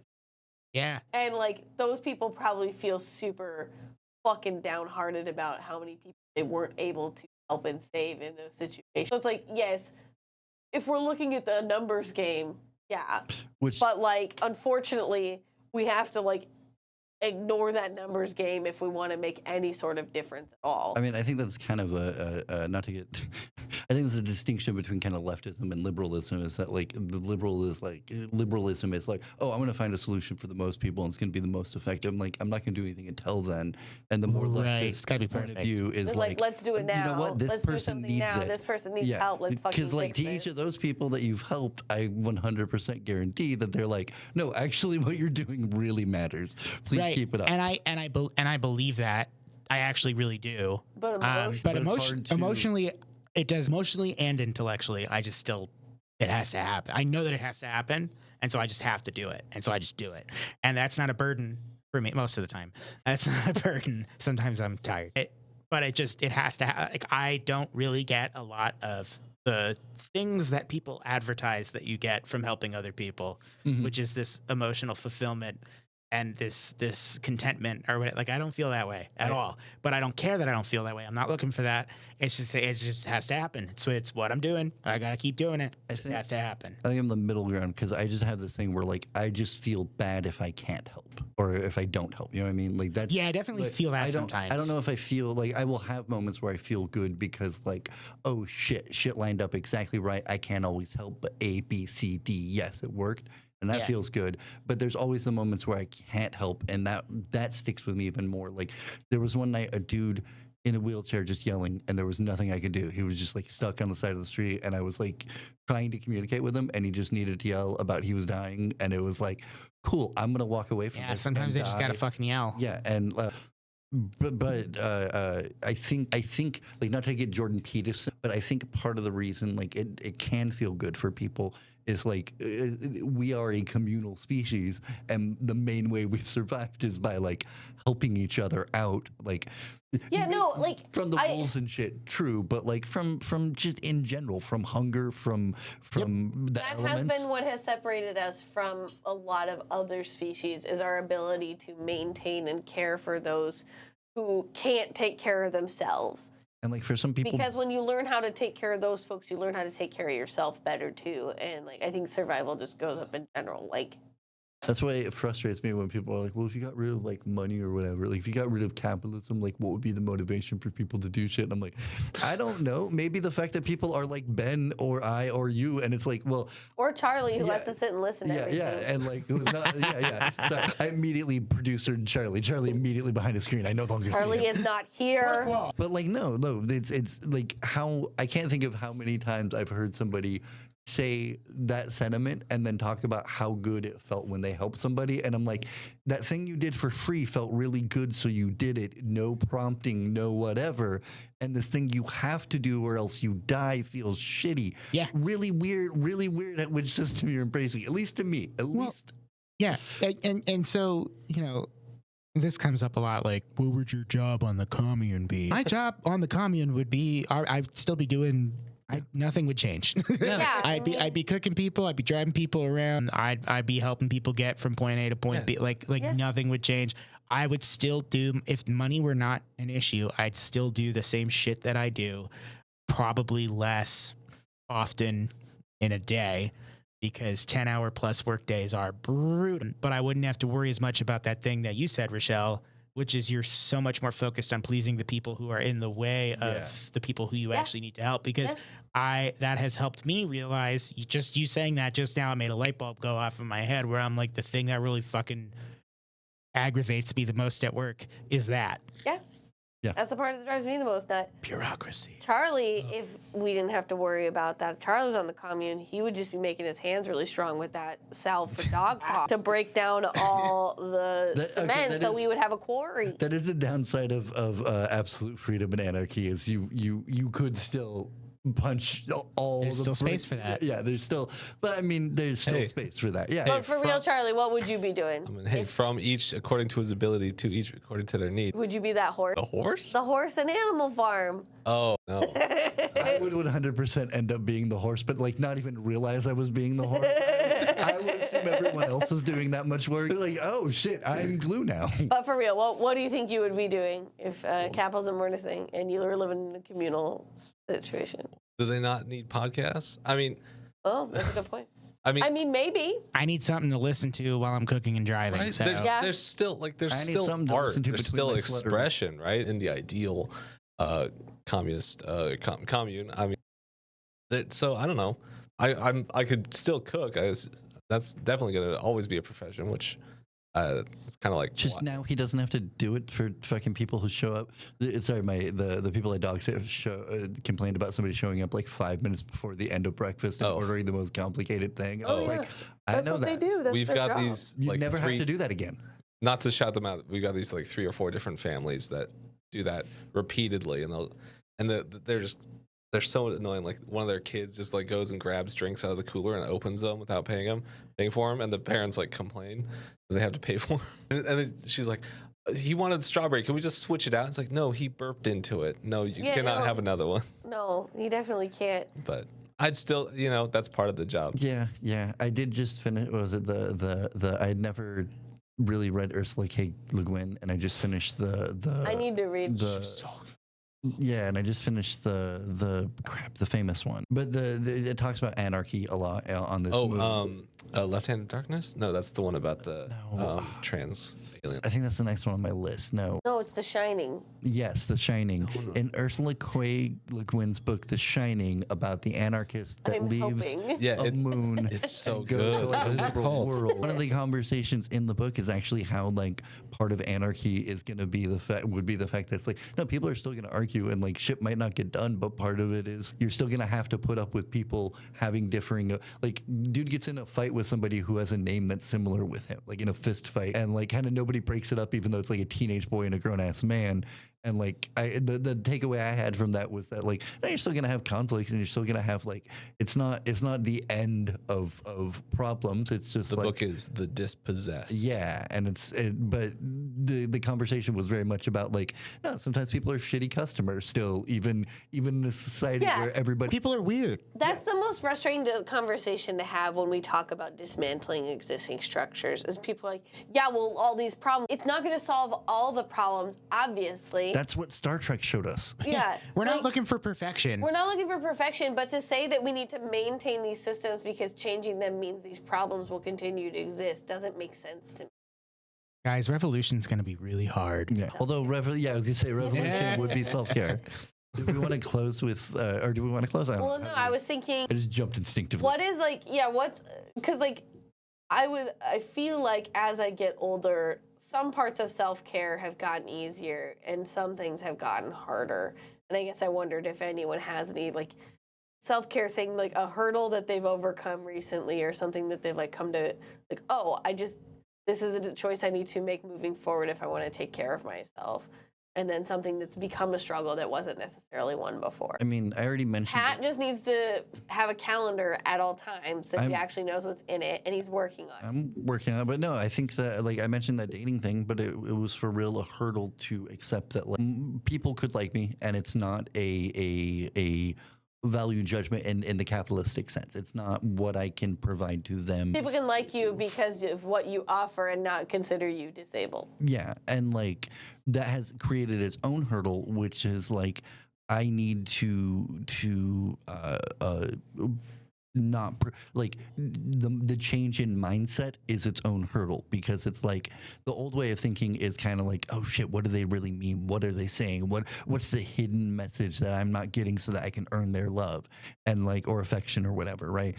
And like now it is like, oh, you can't think like that. Like you just have to believe people. you have to trust these people because these people are trusting you, and if you don't trust them, that's kind of defeating the purpose. Yeah, and it's its own hurdle, because it's like, oh, radical trust is fucking scary, and like it could backfire for sure, or it could end in a way that's not the way I want it. Like a relationship could end, and that's happened plenty of times, and like that can suck. But it's like, yeah, I'm out of here. You're walking home. Fuck you. I will hit you with my That'd be cane. so fucking mean. Fuck you. But it has been its own struggle to really accept the change in mindset and to see things as like not pass fail or even as a grade, but have just more as, neutrality with relationships in general. and like that's been a real struggle, and to be honest with like the things I really want, because like not to overly overshare, but I've been seeing a dom, and that means like I have to actually express limits and things instead of being like, it's whatever. Like you can just hit me as many times as you want. It's Yeah, whatever. you actually really have to have clear boundaries. I have to be like, no, 7 is plenty, or whatever the 9.5. Like I need to hear it but not feel it. So, but like, my point is just that like you can't like not communicate those things, and like that's become its own challenge because the old way was to be so passive, and like to realize that like asserting yourself, especially the messaging I got as a kid, isn't bad. I was definitely taught that like as a man asserting yourself, you're the problem, instead of being taught that like as a guy assuming you're always correct is the problem. Like the messages I should have gotten weren't as nuanced as they could have been. And so like it has been a struggle for me to be assertive of these boundaries, because like that's what problematic guys do. They say I want this thing or that thing. They say I want head, and I'm like, oh, I can just say that, and it's, oh, you want to do that? Overly Oh my confident, fuck. overly assertive, taking up too much space. That's what we want to try to avoid, but sometimes we take it too far and are trying to avoid that. Yeah. Yep. So that's mine. I can't guess the caffeine kicked in. Got anything? No. No? Yeah, nothing. I don't know. I kind of just don't take up space. So Oh Jesus. well, I mean, I You are way over there. I know I don't want to be in the. You're literally not They made- taking space. They made me, not these guys, but the other podcast made me put a camera here. I'm like, you don't need to see me. Like, it's fine. Well, that's definitely a thing you have to deal with. I would say as a boundary too, like not necessarily. Sorry, I didn't mean to jump in there like that. Sorry. Oh no, that's fine. Yeah, I don't know. What was the question? Where were we? Well, it was like the idea of like, what's like something that you feel like you've gotten a hang of self-care wise, like over the years, and something that you're finding as a new struggle. Your rose and your thorn, if you will. So, what I've gotten better at, I think, I mean, I'm trying to, it's not at work. I try not to let work entangle me. My boss is like, wow, you're like water, nothing affects you. I'm like, I don't want to walk away from this day and think about what I was doing. Like the job is fine, the new job is fine, but like at previous jobs, I've like let it affect me, where I've been so identified with just going to work. And I'm like, that's what I am. Like I'm like the manager or whatever. And so kind of let it affect me. You're quiet quitting. I'm not quiet quitting. I'm kidding. I'm kidding. You're achieving work-life balance inside of your own head. I'm trying to, yeah. And you're better able to set those boundaries, I would imagine, between, because like at least for me, it's always been a struggle is to be like, oh, this is where I live now, so I guess I'm here 8 hours a day. Enjoy me, all of me. Yeah, especially at my last job. That's really what I felt like. It was like, I'm here. I'm the first one in the building. I'm here doing like the brunt of all this prep work. Well, no, okay, that's for the big team, but I did a lot of work, and so that I identified with it. And I think now, like, kind of getting to reset at this job, which like I don't want to keep being the lowest rung of the ladder necessarily, but I'm not the manager. I don't have to worry about any of that. I'm just like, okay, come in, make the sandwich, go home. It's fine. Like, it's not. So, yeah, that was definitely part of my self-care, I guess. So like, you feel like you've done a better job of just leaving everything on the field, so to speak. Yeah. When you leave the I'm trying job. to. Yeah, I'm trying to. That's a pretty important part of self-care, because I don't know how to do that. I'm shit at that, and I am so bad so at proud that. of you. I'm honestly kind of jealous. I'm like, This well, side of good the Yes, for I'm- fucking you. I'm feeling sort of similarly. Yeah, I'm so happy Well, for you. I mean, it took a long time because like either I would at that last job I really identified with it, and I was like, this is wow, big time, moving up, and yeah, and I think at other jobs less so in terms of how I did my job or anything, but like with the people, you kind of form relationships with your coworkers, and I think that maybe got out of hand at times, where like, okay, there's a little bit of like, you're my work sister or whatever, but that situation can't be for everybody, and I'm getting way too like invested in these stories, like these yeah, soap opera the drama. plot lines, and it's like affecting the rest of my life. I'm like, this should just be a job. So That sounds like kitchen stuff. yeah. Restaurants are like that. Everybody's fucking everybody else. Is there a new struggle? Yeah, or is there any new self-care struggle? I don't know. or one that like lately like that you didn't expect would be a challenge, or that's become more challenging as you've gotten older? As I've gotten older. Yeah, how are your hangovers, huh?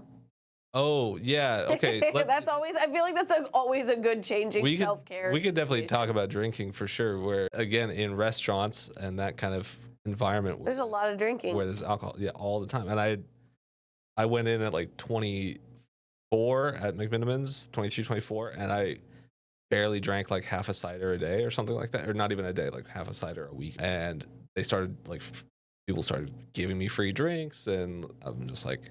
Suddenly I'm like, oh, this is awesome. Like I'm sitting at the bar and I'm Shifty. yeah, shifties, and then it was like late night shifties, and then like secret sneaky shifties that nobody knew about. And then it's like, okay, we'll drink here, and then we'll go to the bar when we're done closing, and then after the bar closes, we'll come back and steal more beer from work. Oh my god! Like we have the alarm codes and the keys. So that was only one night in particular, but that plus the closeness of the that you're around when you're just drinking together a lot pretty much every day, that became like oh wow, I got like these friends, the support system, and again this kind of weird drama going on in between. So kind of when I was still drinking COVID too, I think. But Oh yeah. I tried to stop. I tried to like when I started this new job, I'm like I'm gonna cool it. And plus the doctor said, I did go to a doctor because I had like gut pains. And he's like, maybe stop drinking, eating spicy food, chocolate. No chocolate. Yeah, he's like that can just like remove stress from your life and everything else that helps you deal with stress. Just like All right. coffee. Yeah. Yeah, that was a big one. And so I'm like, Get rid of the cycle. yeah, that Step outside of it. probably that. But so I was like, okay, I'm gonna lay off alcohol or try to cut back at least. I still have a drink every once in a while. And my mom brought this tequila, so but I try not to let it be that ritual and that like after work, let's go to a bar and then hang out for several hours and complain about work and stuff. Yeah, my coworkers want to do that, and I'm just like, no, I want to go home. I want to go hang out with my cat. I'm really glad my coworkers don't do that. Yeah. But we also kind of alcohol's kind of verboten in my. Yeah, no, like it's not really super appropriate for y'all to be talking about getting turned all the time. Yeah. And you're responsible for people's lives. We make jokes about it, but yeah. What about you? Well, as far as alcohol is concerned, Doing great. this ain't water. It looks like it. It's not. Hydrating. PCP. Now, Comes in liquid form now. do people still do PCP? I heard honestly of that? don't know. I feel like Does I have it not even heard exist anymore? conversations about PCP. Anyway, anymore. I've been thinking about that recently, but yeah, no, I drink on my weekends and I enjoy myself. As far as something I've gotten better at with regards to self-care, I think I mentioned it already, which is just understanding that when I don't like myself, it's not necessarily anyone's fault in particular, and it's best that I try to remove myself from that person or that situation as well as I can. Yeah. Just to manage it and just to understand that that's a signal that I'm giving me that something's wrong, something's not working. My hurdle, which used to not be a hurdle, is I gotta get out more. I need to, and also COVID and Yeah, check in there. PTSD. What's happening? There's sodas. Would you like? Yeah, we have non-alcoholic beverages. Would you like anything else? I'm okay. Thank you. Okay. I was thinking though, if you're not opposed, I'm gonna maybe have a shot of tequila because I'll do one with you. oh, that'd be wonderful. But yeah, I did a fucking open mic like a couple months ago now for the first time since 2020. And it felt awesome. I did it that show where I did all the hot sauce. I had not done a show in I don't remember how fucking long, and it felt actually really good. Just because I was like, yeah, there's no pressure to this. I know no pressure in that. Like I don't feel pressure from Jamie. I'm getting paid no matter what, and I just want to have fun and make people laugh. Like it just made me realize I have to do this more. From upstairs. Then to the revolution. Okay. Yeah. Cheers. Hot dog and watermelon. Cheers. Slancha. Can everybody Prost. do it to the camera real quick? Cheers. Pig iron cola. All right, let's do this. It actually smelled like good tequila too. So wait, like it didn't smell like That's gasoline. like Your nothing. hurdle is getting. How many? No. Just going out. Going out. Well, going out more, but comedy was like a great excuse for it. Like, yeah. because it's like that is the thing I noticed when I quit going out was I was like, oh, I'm literally talking to no one anymore. But comedy specifically too. Like I felt so comfortable on stage. I was worried about the hang aspect. I thought I was going to be too fucking weird and distant, and that was not true at all. Most of the rest of you are way weirder than I am. Yeah. No. No, coming back. You were there, so that helped. And Cardinal Richelieu was there. One of Cat and Gemma's dog is named Bishop. That's right.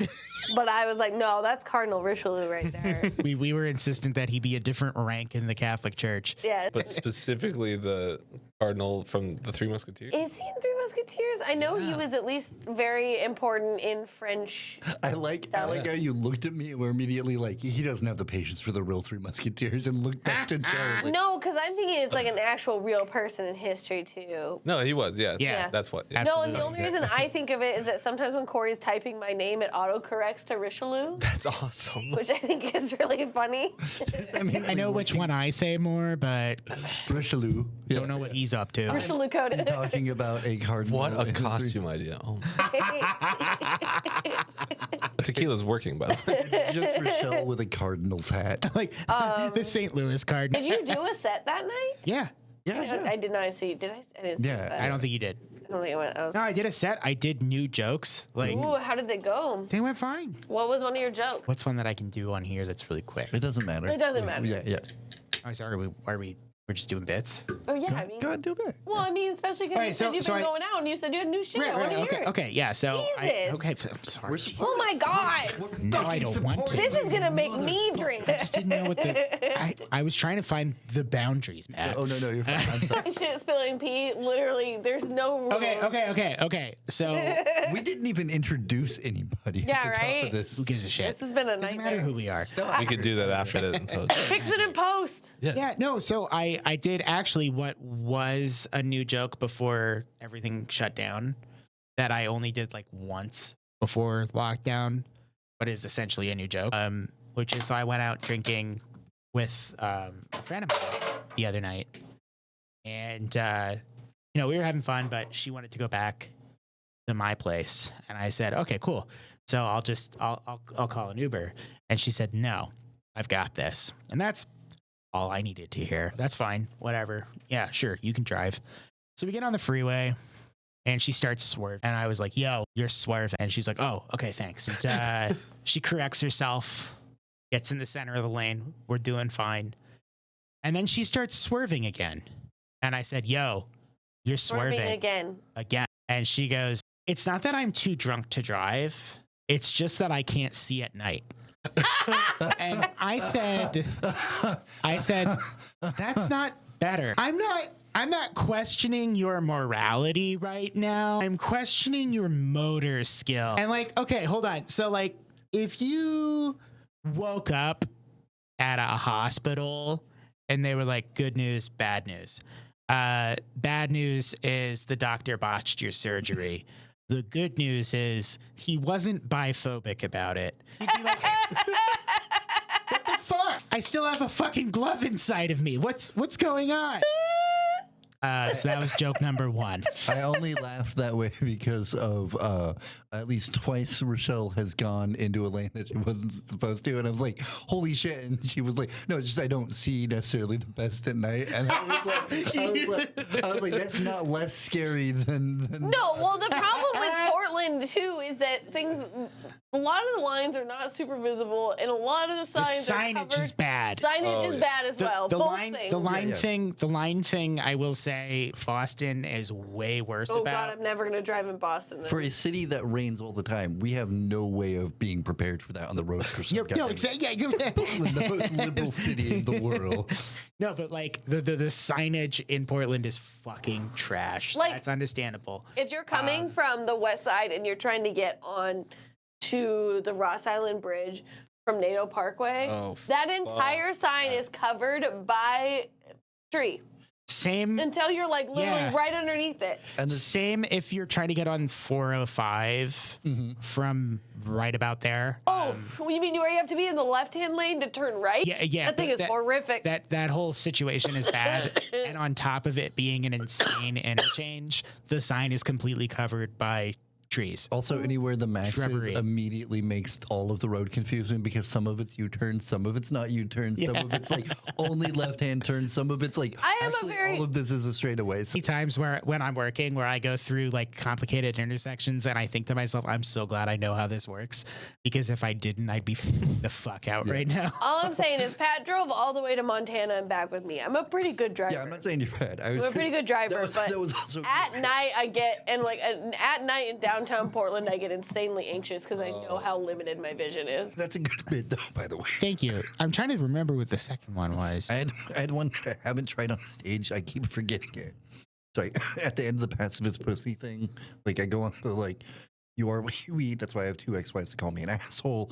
And like, but I keep wanting to like end it by saying like, There's a couple in Hillsborough that thinks you keep saying I'm a dick, but you need to say I'm a dildo. But the other, but at the end of that, I like tagging that. I like telling that joke so that people know I'm pan, like so we don't have to deal with it. But it's also like I identify as pan because I'm not interested in sucking cock enough to identify as bi. I can't tell if that's like just specific to people who know human sexuality or Yeah, I don't know. That's a good one though. I like it. So my self-care win lately is just like going to the fucking doctor. Hell yeah. I had never had blood drawn until August. Like Really? to do blood work. I'd never Your had whole blood work life. done. Well, I mean, like obviously when I was younger, but they don't do tests on your blood back then to check shit. So like I'd never had cholesterol, anything like Oh that. yeah, they don't care about that when you're a kid. Exactly. So I'm 35 and I actually don't even know what blood type I am. Wait, really? I know my mom's one that they really like. Surely they told you at some point. No, I don't remember it though, so I don't Okay. know. I don't know. So like that's my big thing, like because I've honestly had a lot of anxiety around going to the doctor because I've been fucked over by like going somewhere thinking it's covered, it's not. Remember when I had mono back in 2019? Yeah. So Aaron Crouch paid for that because I couldn't afford because no insurance sliding scale at the Zoom urgent care was still like $400 fucking dollars. Maybe it was $200, but either way, it was just an astronomical amount of money for someone who's working like just above minimum wage and has insurance where like it doesn't have insurance at that time. Oh, you're sick? Can we take your rent? Yeah, can we take your rent? So like that's been kind of my win. Like I got my stick out of my arm, my birth control stick. Nice. I told Pat today I did not know. Not only was it cock blocking pregnancy, it was just cock blocking sex. Because like now that I don't have it, I'm like, oh, I like sex again. That's interesting. Yeah. Okay, so I don't know anything about the stick. Was that like a hormone regulator Yeah, too? hormonal one. Okay. It had a certain amount of I can't remember which type of hormone. What did it do to your menstrual cycle? Oh, so the first time I went on it, Gave her I a solid hadn't. 10 minutes. Yeah, right.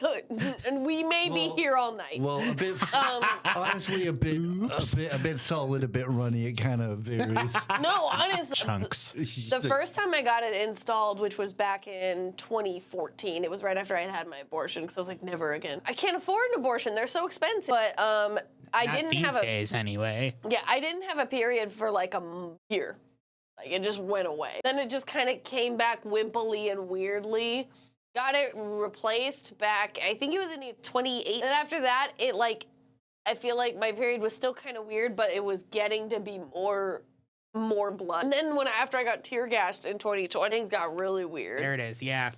But after I got this taken out, I had a period like almost immediately after it came out, maybe like a week or so after. No, I was like bleeding like crazy at that show in Salem that I did. And I was like, Your period's like, I'm back, baby. that next week at work, there was a day where like just for probably about a half hour to 45 minutes, I just had tears brimming in my eyes. Regardless, and like I started texting everyone in my phone that I loved them. Yeah, yeah. I was just gonna say I know when that time period was because there was like 2 days where I was like I don't mean to fall in stereotypes, but I was like, Rochelle is aggressively mad at me for things I didn't even know I've done. And then, like, A a day little later- offended I didn't get a text, but Probably because you didn't aggressively piss her off in that time. I was thinking about you. That's because, but I was like, we're gonna do a podcast. I'm not gonna make it weird. all right, cool. That makes me feel better. No, I was just like, I was a fucking disaster. So like that part was wild. But like also, I'm lined up to have a consultation about getting a colonoscopy. Here's hoping they approve it, but I need to because 2 years after how old I am now is when my sister Danny was diagnosed. She died 2 years after that from colon cancer. So I figured I better get that figured out.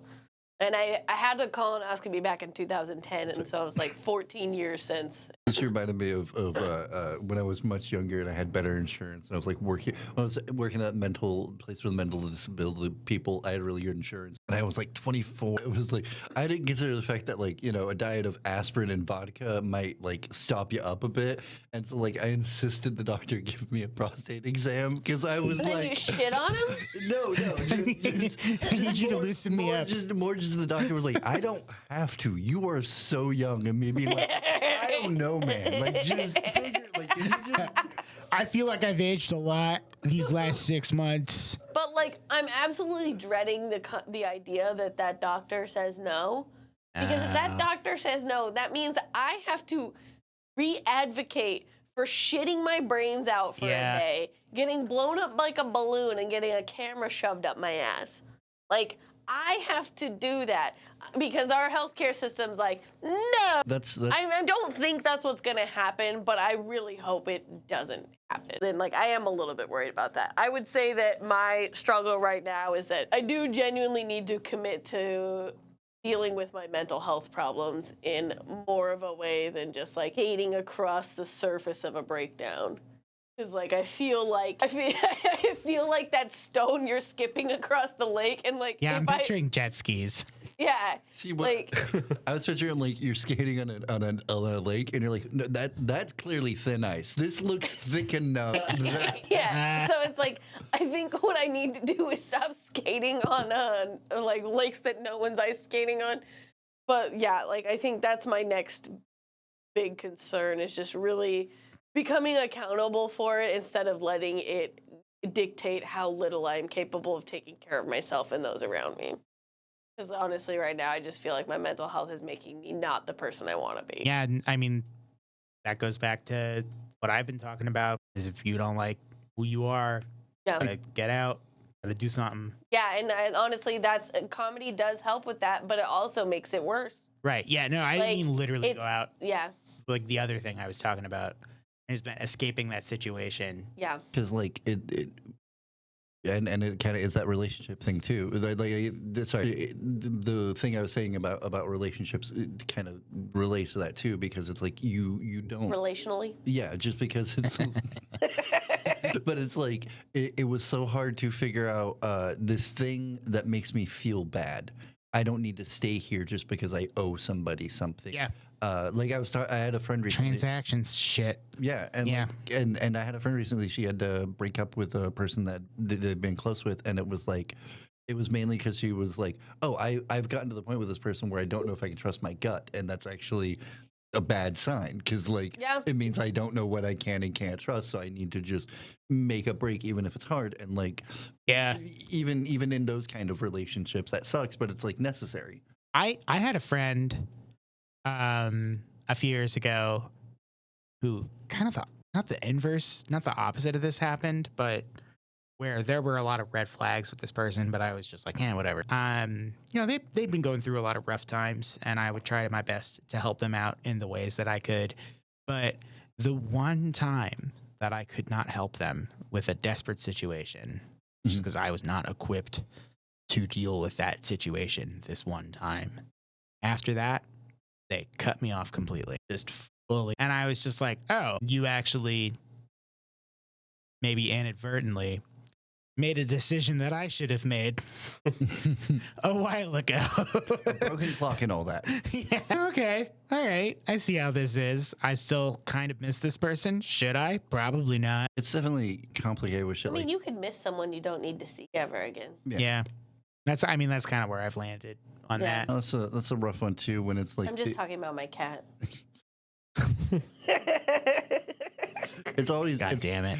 like I've been broken up with enough times that like by the person that like afterwards everyone was like, that person was terrible for you, that I totally know the feeling you're talking Yeah, about. where were you guys? Yeah, like, and then they're like, no, we were there the whole time telling you this. You was weren't awful. listening to us. Yeah, and you're like, oh, Sorry. Yeah, no, I've been like to people like, yeah, no, it's kind of.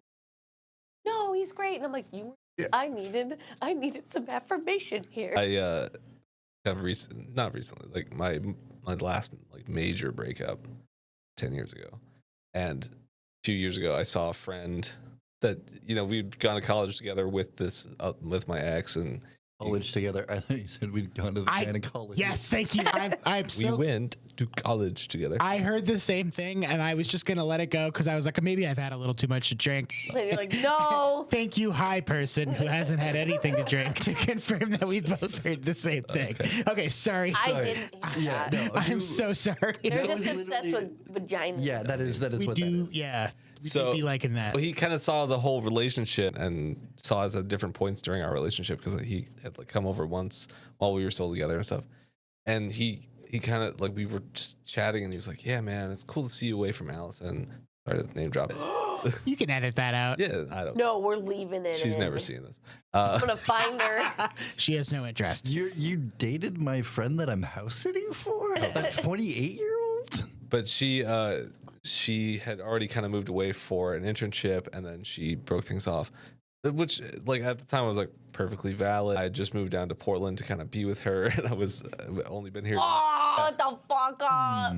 Yeah, and I was like away from my family for a year, and I was just like, I'll stick it out. I like Portland, whatever. I'm here. This is my life. And so I saw this guy later, and yeah, it's cool to see you away from her, because like I don't think she was good for you, man.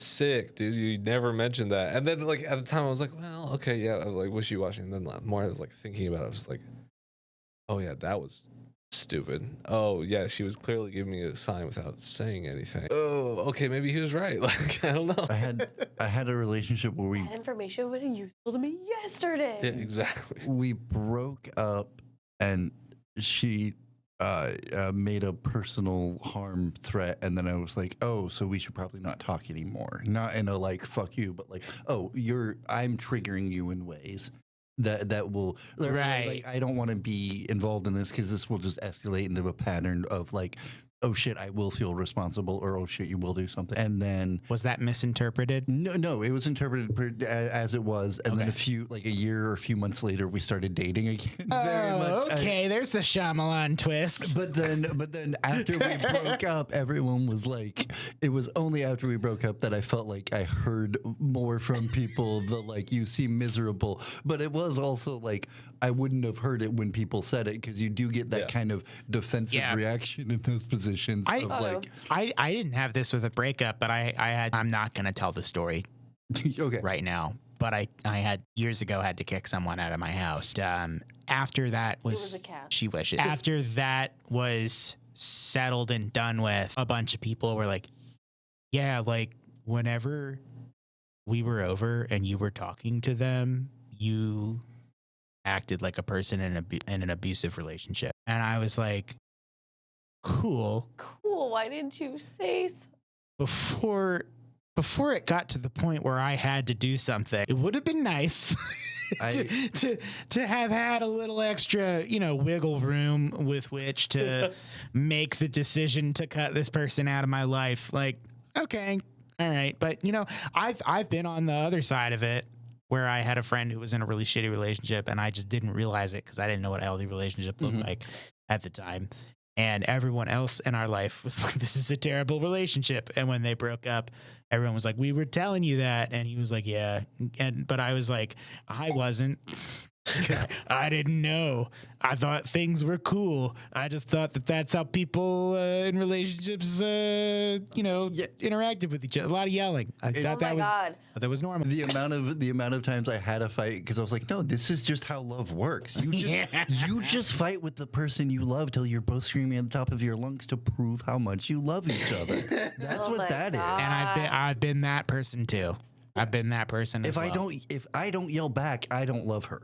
Like, clearly. Have you It means been I in a don't yelling care. relationship? No, I'm anxious avoid. Yeah. Seriously. I think there's probably been yelling in some relationships I've In had.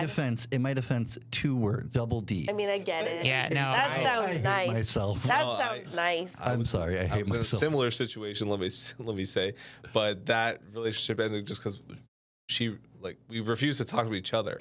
At the end, she's like, I have something I need to tell you. Can we talk? And I'm like, okay. So I was in a situation with her, and I'm just sitting there, and she's not saying anything. And I'm like, so what did you? And just we walked away. We never had a conclusion. We just neither one of us just talked in that situation. It was so weird. So did you break up though, or no? Did you just I need to talk? As far as I know, I'm still dating her. Oh my God, you guys might be married by now. Do you owe alimony? Some say to this day. If you listen on the wind, you can still. But she did ask, because I was borrowing her brother's Wii. She did ask me to return the Wii. So at that point, I figured okay. That sounds like a breakup. Well, depending upon how much this makes into the episode, but it's there is never a bad time to break up with somebody. Speaking of self-care, Just there's never a good time to break up with there's someone, never that's other what I than meant. as soon as you know you need to that's break what I up. meant. There's Yeah, never, there's the never same thing. There's so many times I was like, oh, I'll wait for the perfect moment. I'll wait until after this trip, and then after we've done that thing, and then but before that thing, because I don't want them to spend too much money. And then you get to the day before, and you're like, oh shit, but we have 3 more plans. So I guess I'm just here for another 7 years. Oh, no, I think a good way to wrap up the episode is what's something self-care you're going to do tonight before you go to bed, Pat? Oh, I'm probably gonna make some tea. It doesn't have to be masturbation. I know Don't. you're all going to masturbate, you fucking pervert. I'm house sitting, so I'm not. Yeah. So I'm probably. Well, I did get asked. Okay, correction. I might masturbate. I did get asked directly not to have sex on their brand new couch. So that's reasonable. so That's a reasonable yeah, ask. that's a good Even ask. if it's brand new. Yeah. They know you. that was definitely them being. No, this is coming from the man who was offended that I was like, hey, we'll change the sheets on our bed when we go and you're going to pet sit Harriet in case you and Lisa want to hook up at our house because we know it'll be a private place for you guys to hook up. And he's just like, I don't think we're going to do that. I can't believe you would even suggest that. I would never do that in your house. That's disgusting. I was pressured. All right. I'd never had sex before this woman.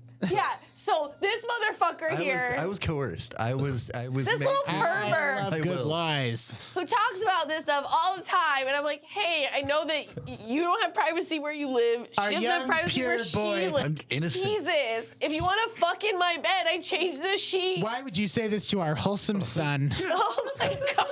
My self-care was gonna be reading the Bible tonight. Okay, good. What's your self-care for the night? I'm done with you right now.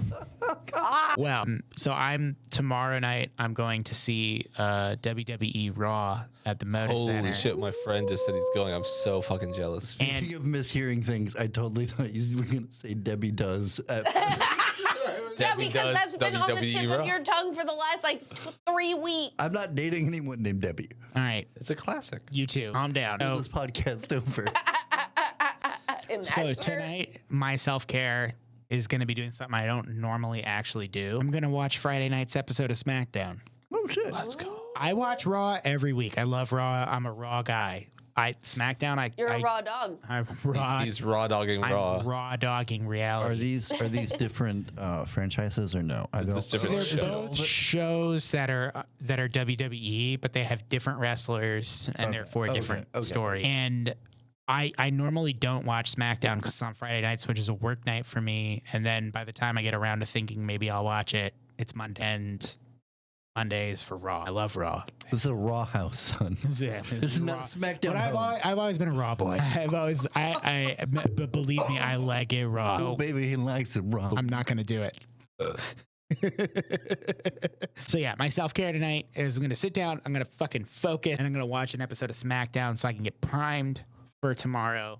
Get my head in the game. I will be hungover tomorrow morning, but I think I'll be okay by the time I have to have to attend WWE Raw. Sounds so cool. I went the last time they came, and my friend and I, we had floor They seats. came raw.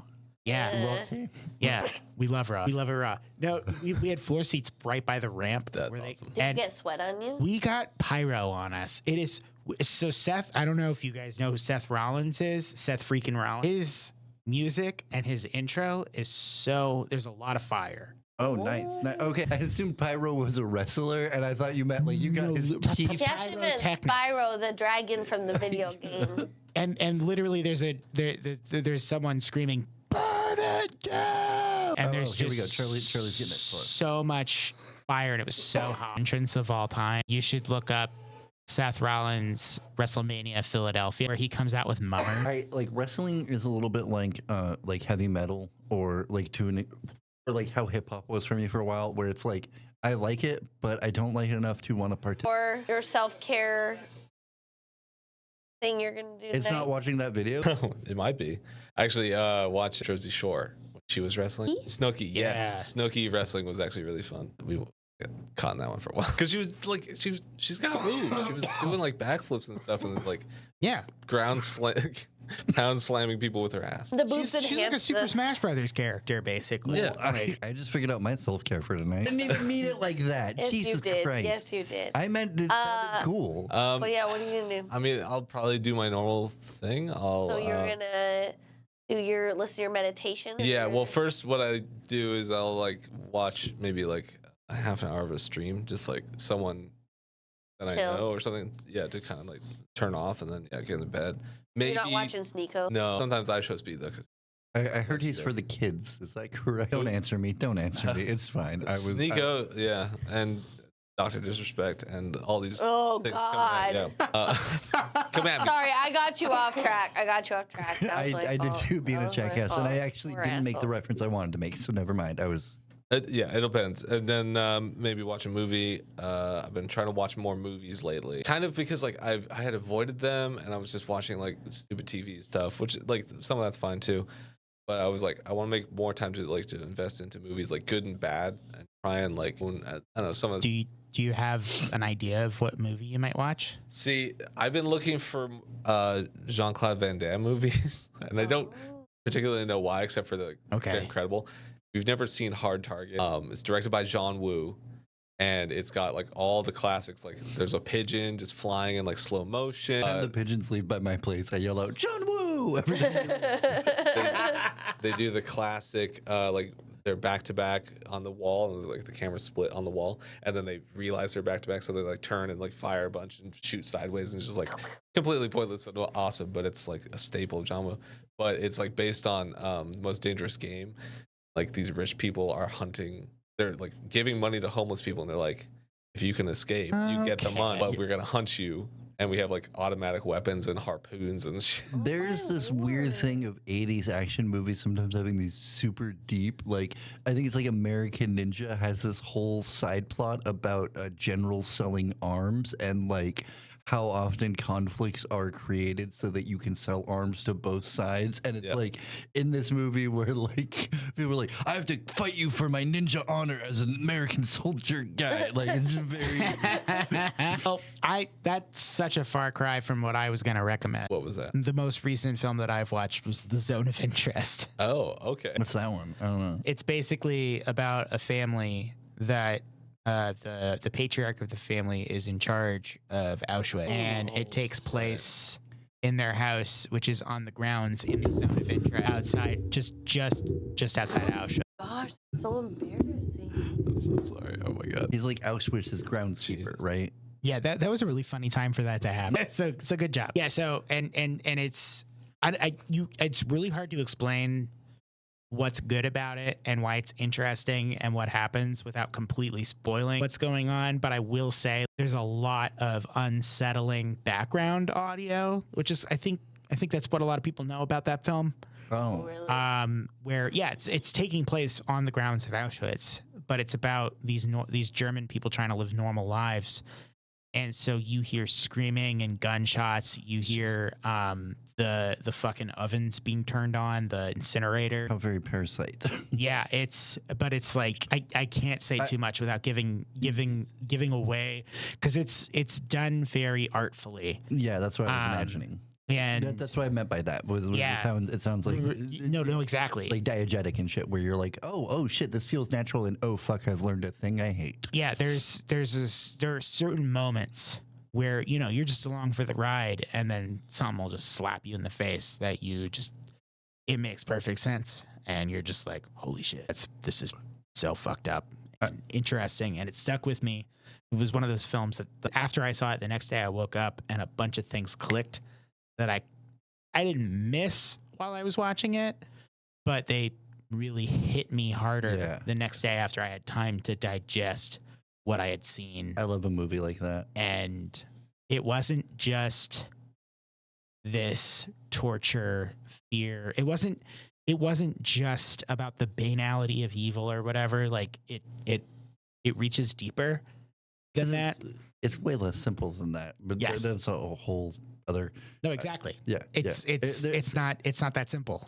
Yeah, I was gonna recommend going Postal. There's a Terry Pratchett Discworld movie. Oh, I've watched it many times. Oh, it's so good. It's my favorite. Have you seen Turbo Kid yet? They invent Turbo Kid. I don't think Turbo so. Kid. It's like Mad Max, but on BMX bikes and really silly shit. gore. No, I have not.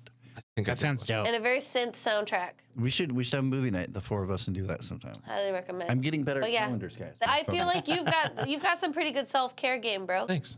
Yeah. I like it. Yeah, especially. Cats is disgusting. I'm gonna drink tea. Yeah, no, like I'm gonna drink sleepy. Oh, you're gonna make it. You're gonna teabag the Lord. water. Yeah, you dirty. no, but like Wait, actually, I'm gonna clip that audio and just keep it for myself. my bare minimum self-care is like I really fucking hope I brush my teeth tonight. I won't. I know I Okay. won't. Not happening. Yeah, Pat, I know you don't have to worry about it. Not to brag, I may hit the Listerine. We'll see. Okay. Whoa. I should do that more. My mom got me into that, and I am addicted to that burn. So I'm like, okay, at least, The good hurt. yeah, at least it's kind of like oral care. Like, You should try at least using some Act every once in a while because that's the fluoride rinse. Those are my Well, favorite yeah. episode of Intervention, when somebody's like down in the Listerine because their family has cut everything off from them. Jesus. But yeah, That's not a real thing that I have as favoriting. Anyway. I mean, we had Charlie Hickmott on the mics Hi. and the What up? tech and all that stuff. Charlie Hickmott, folks. Producer. Hi. Thank you. Behind the fourth wall, which we have smashed. What's the name of the podcast that you work on? I work on the Authentic Only show. Authentic Only. Filmed here in GFY Studios.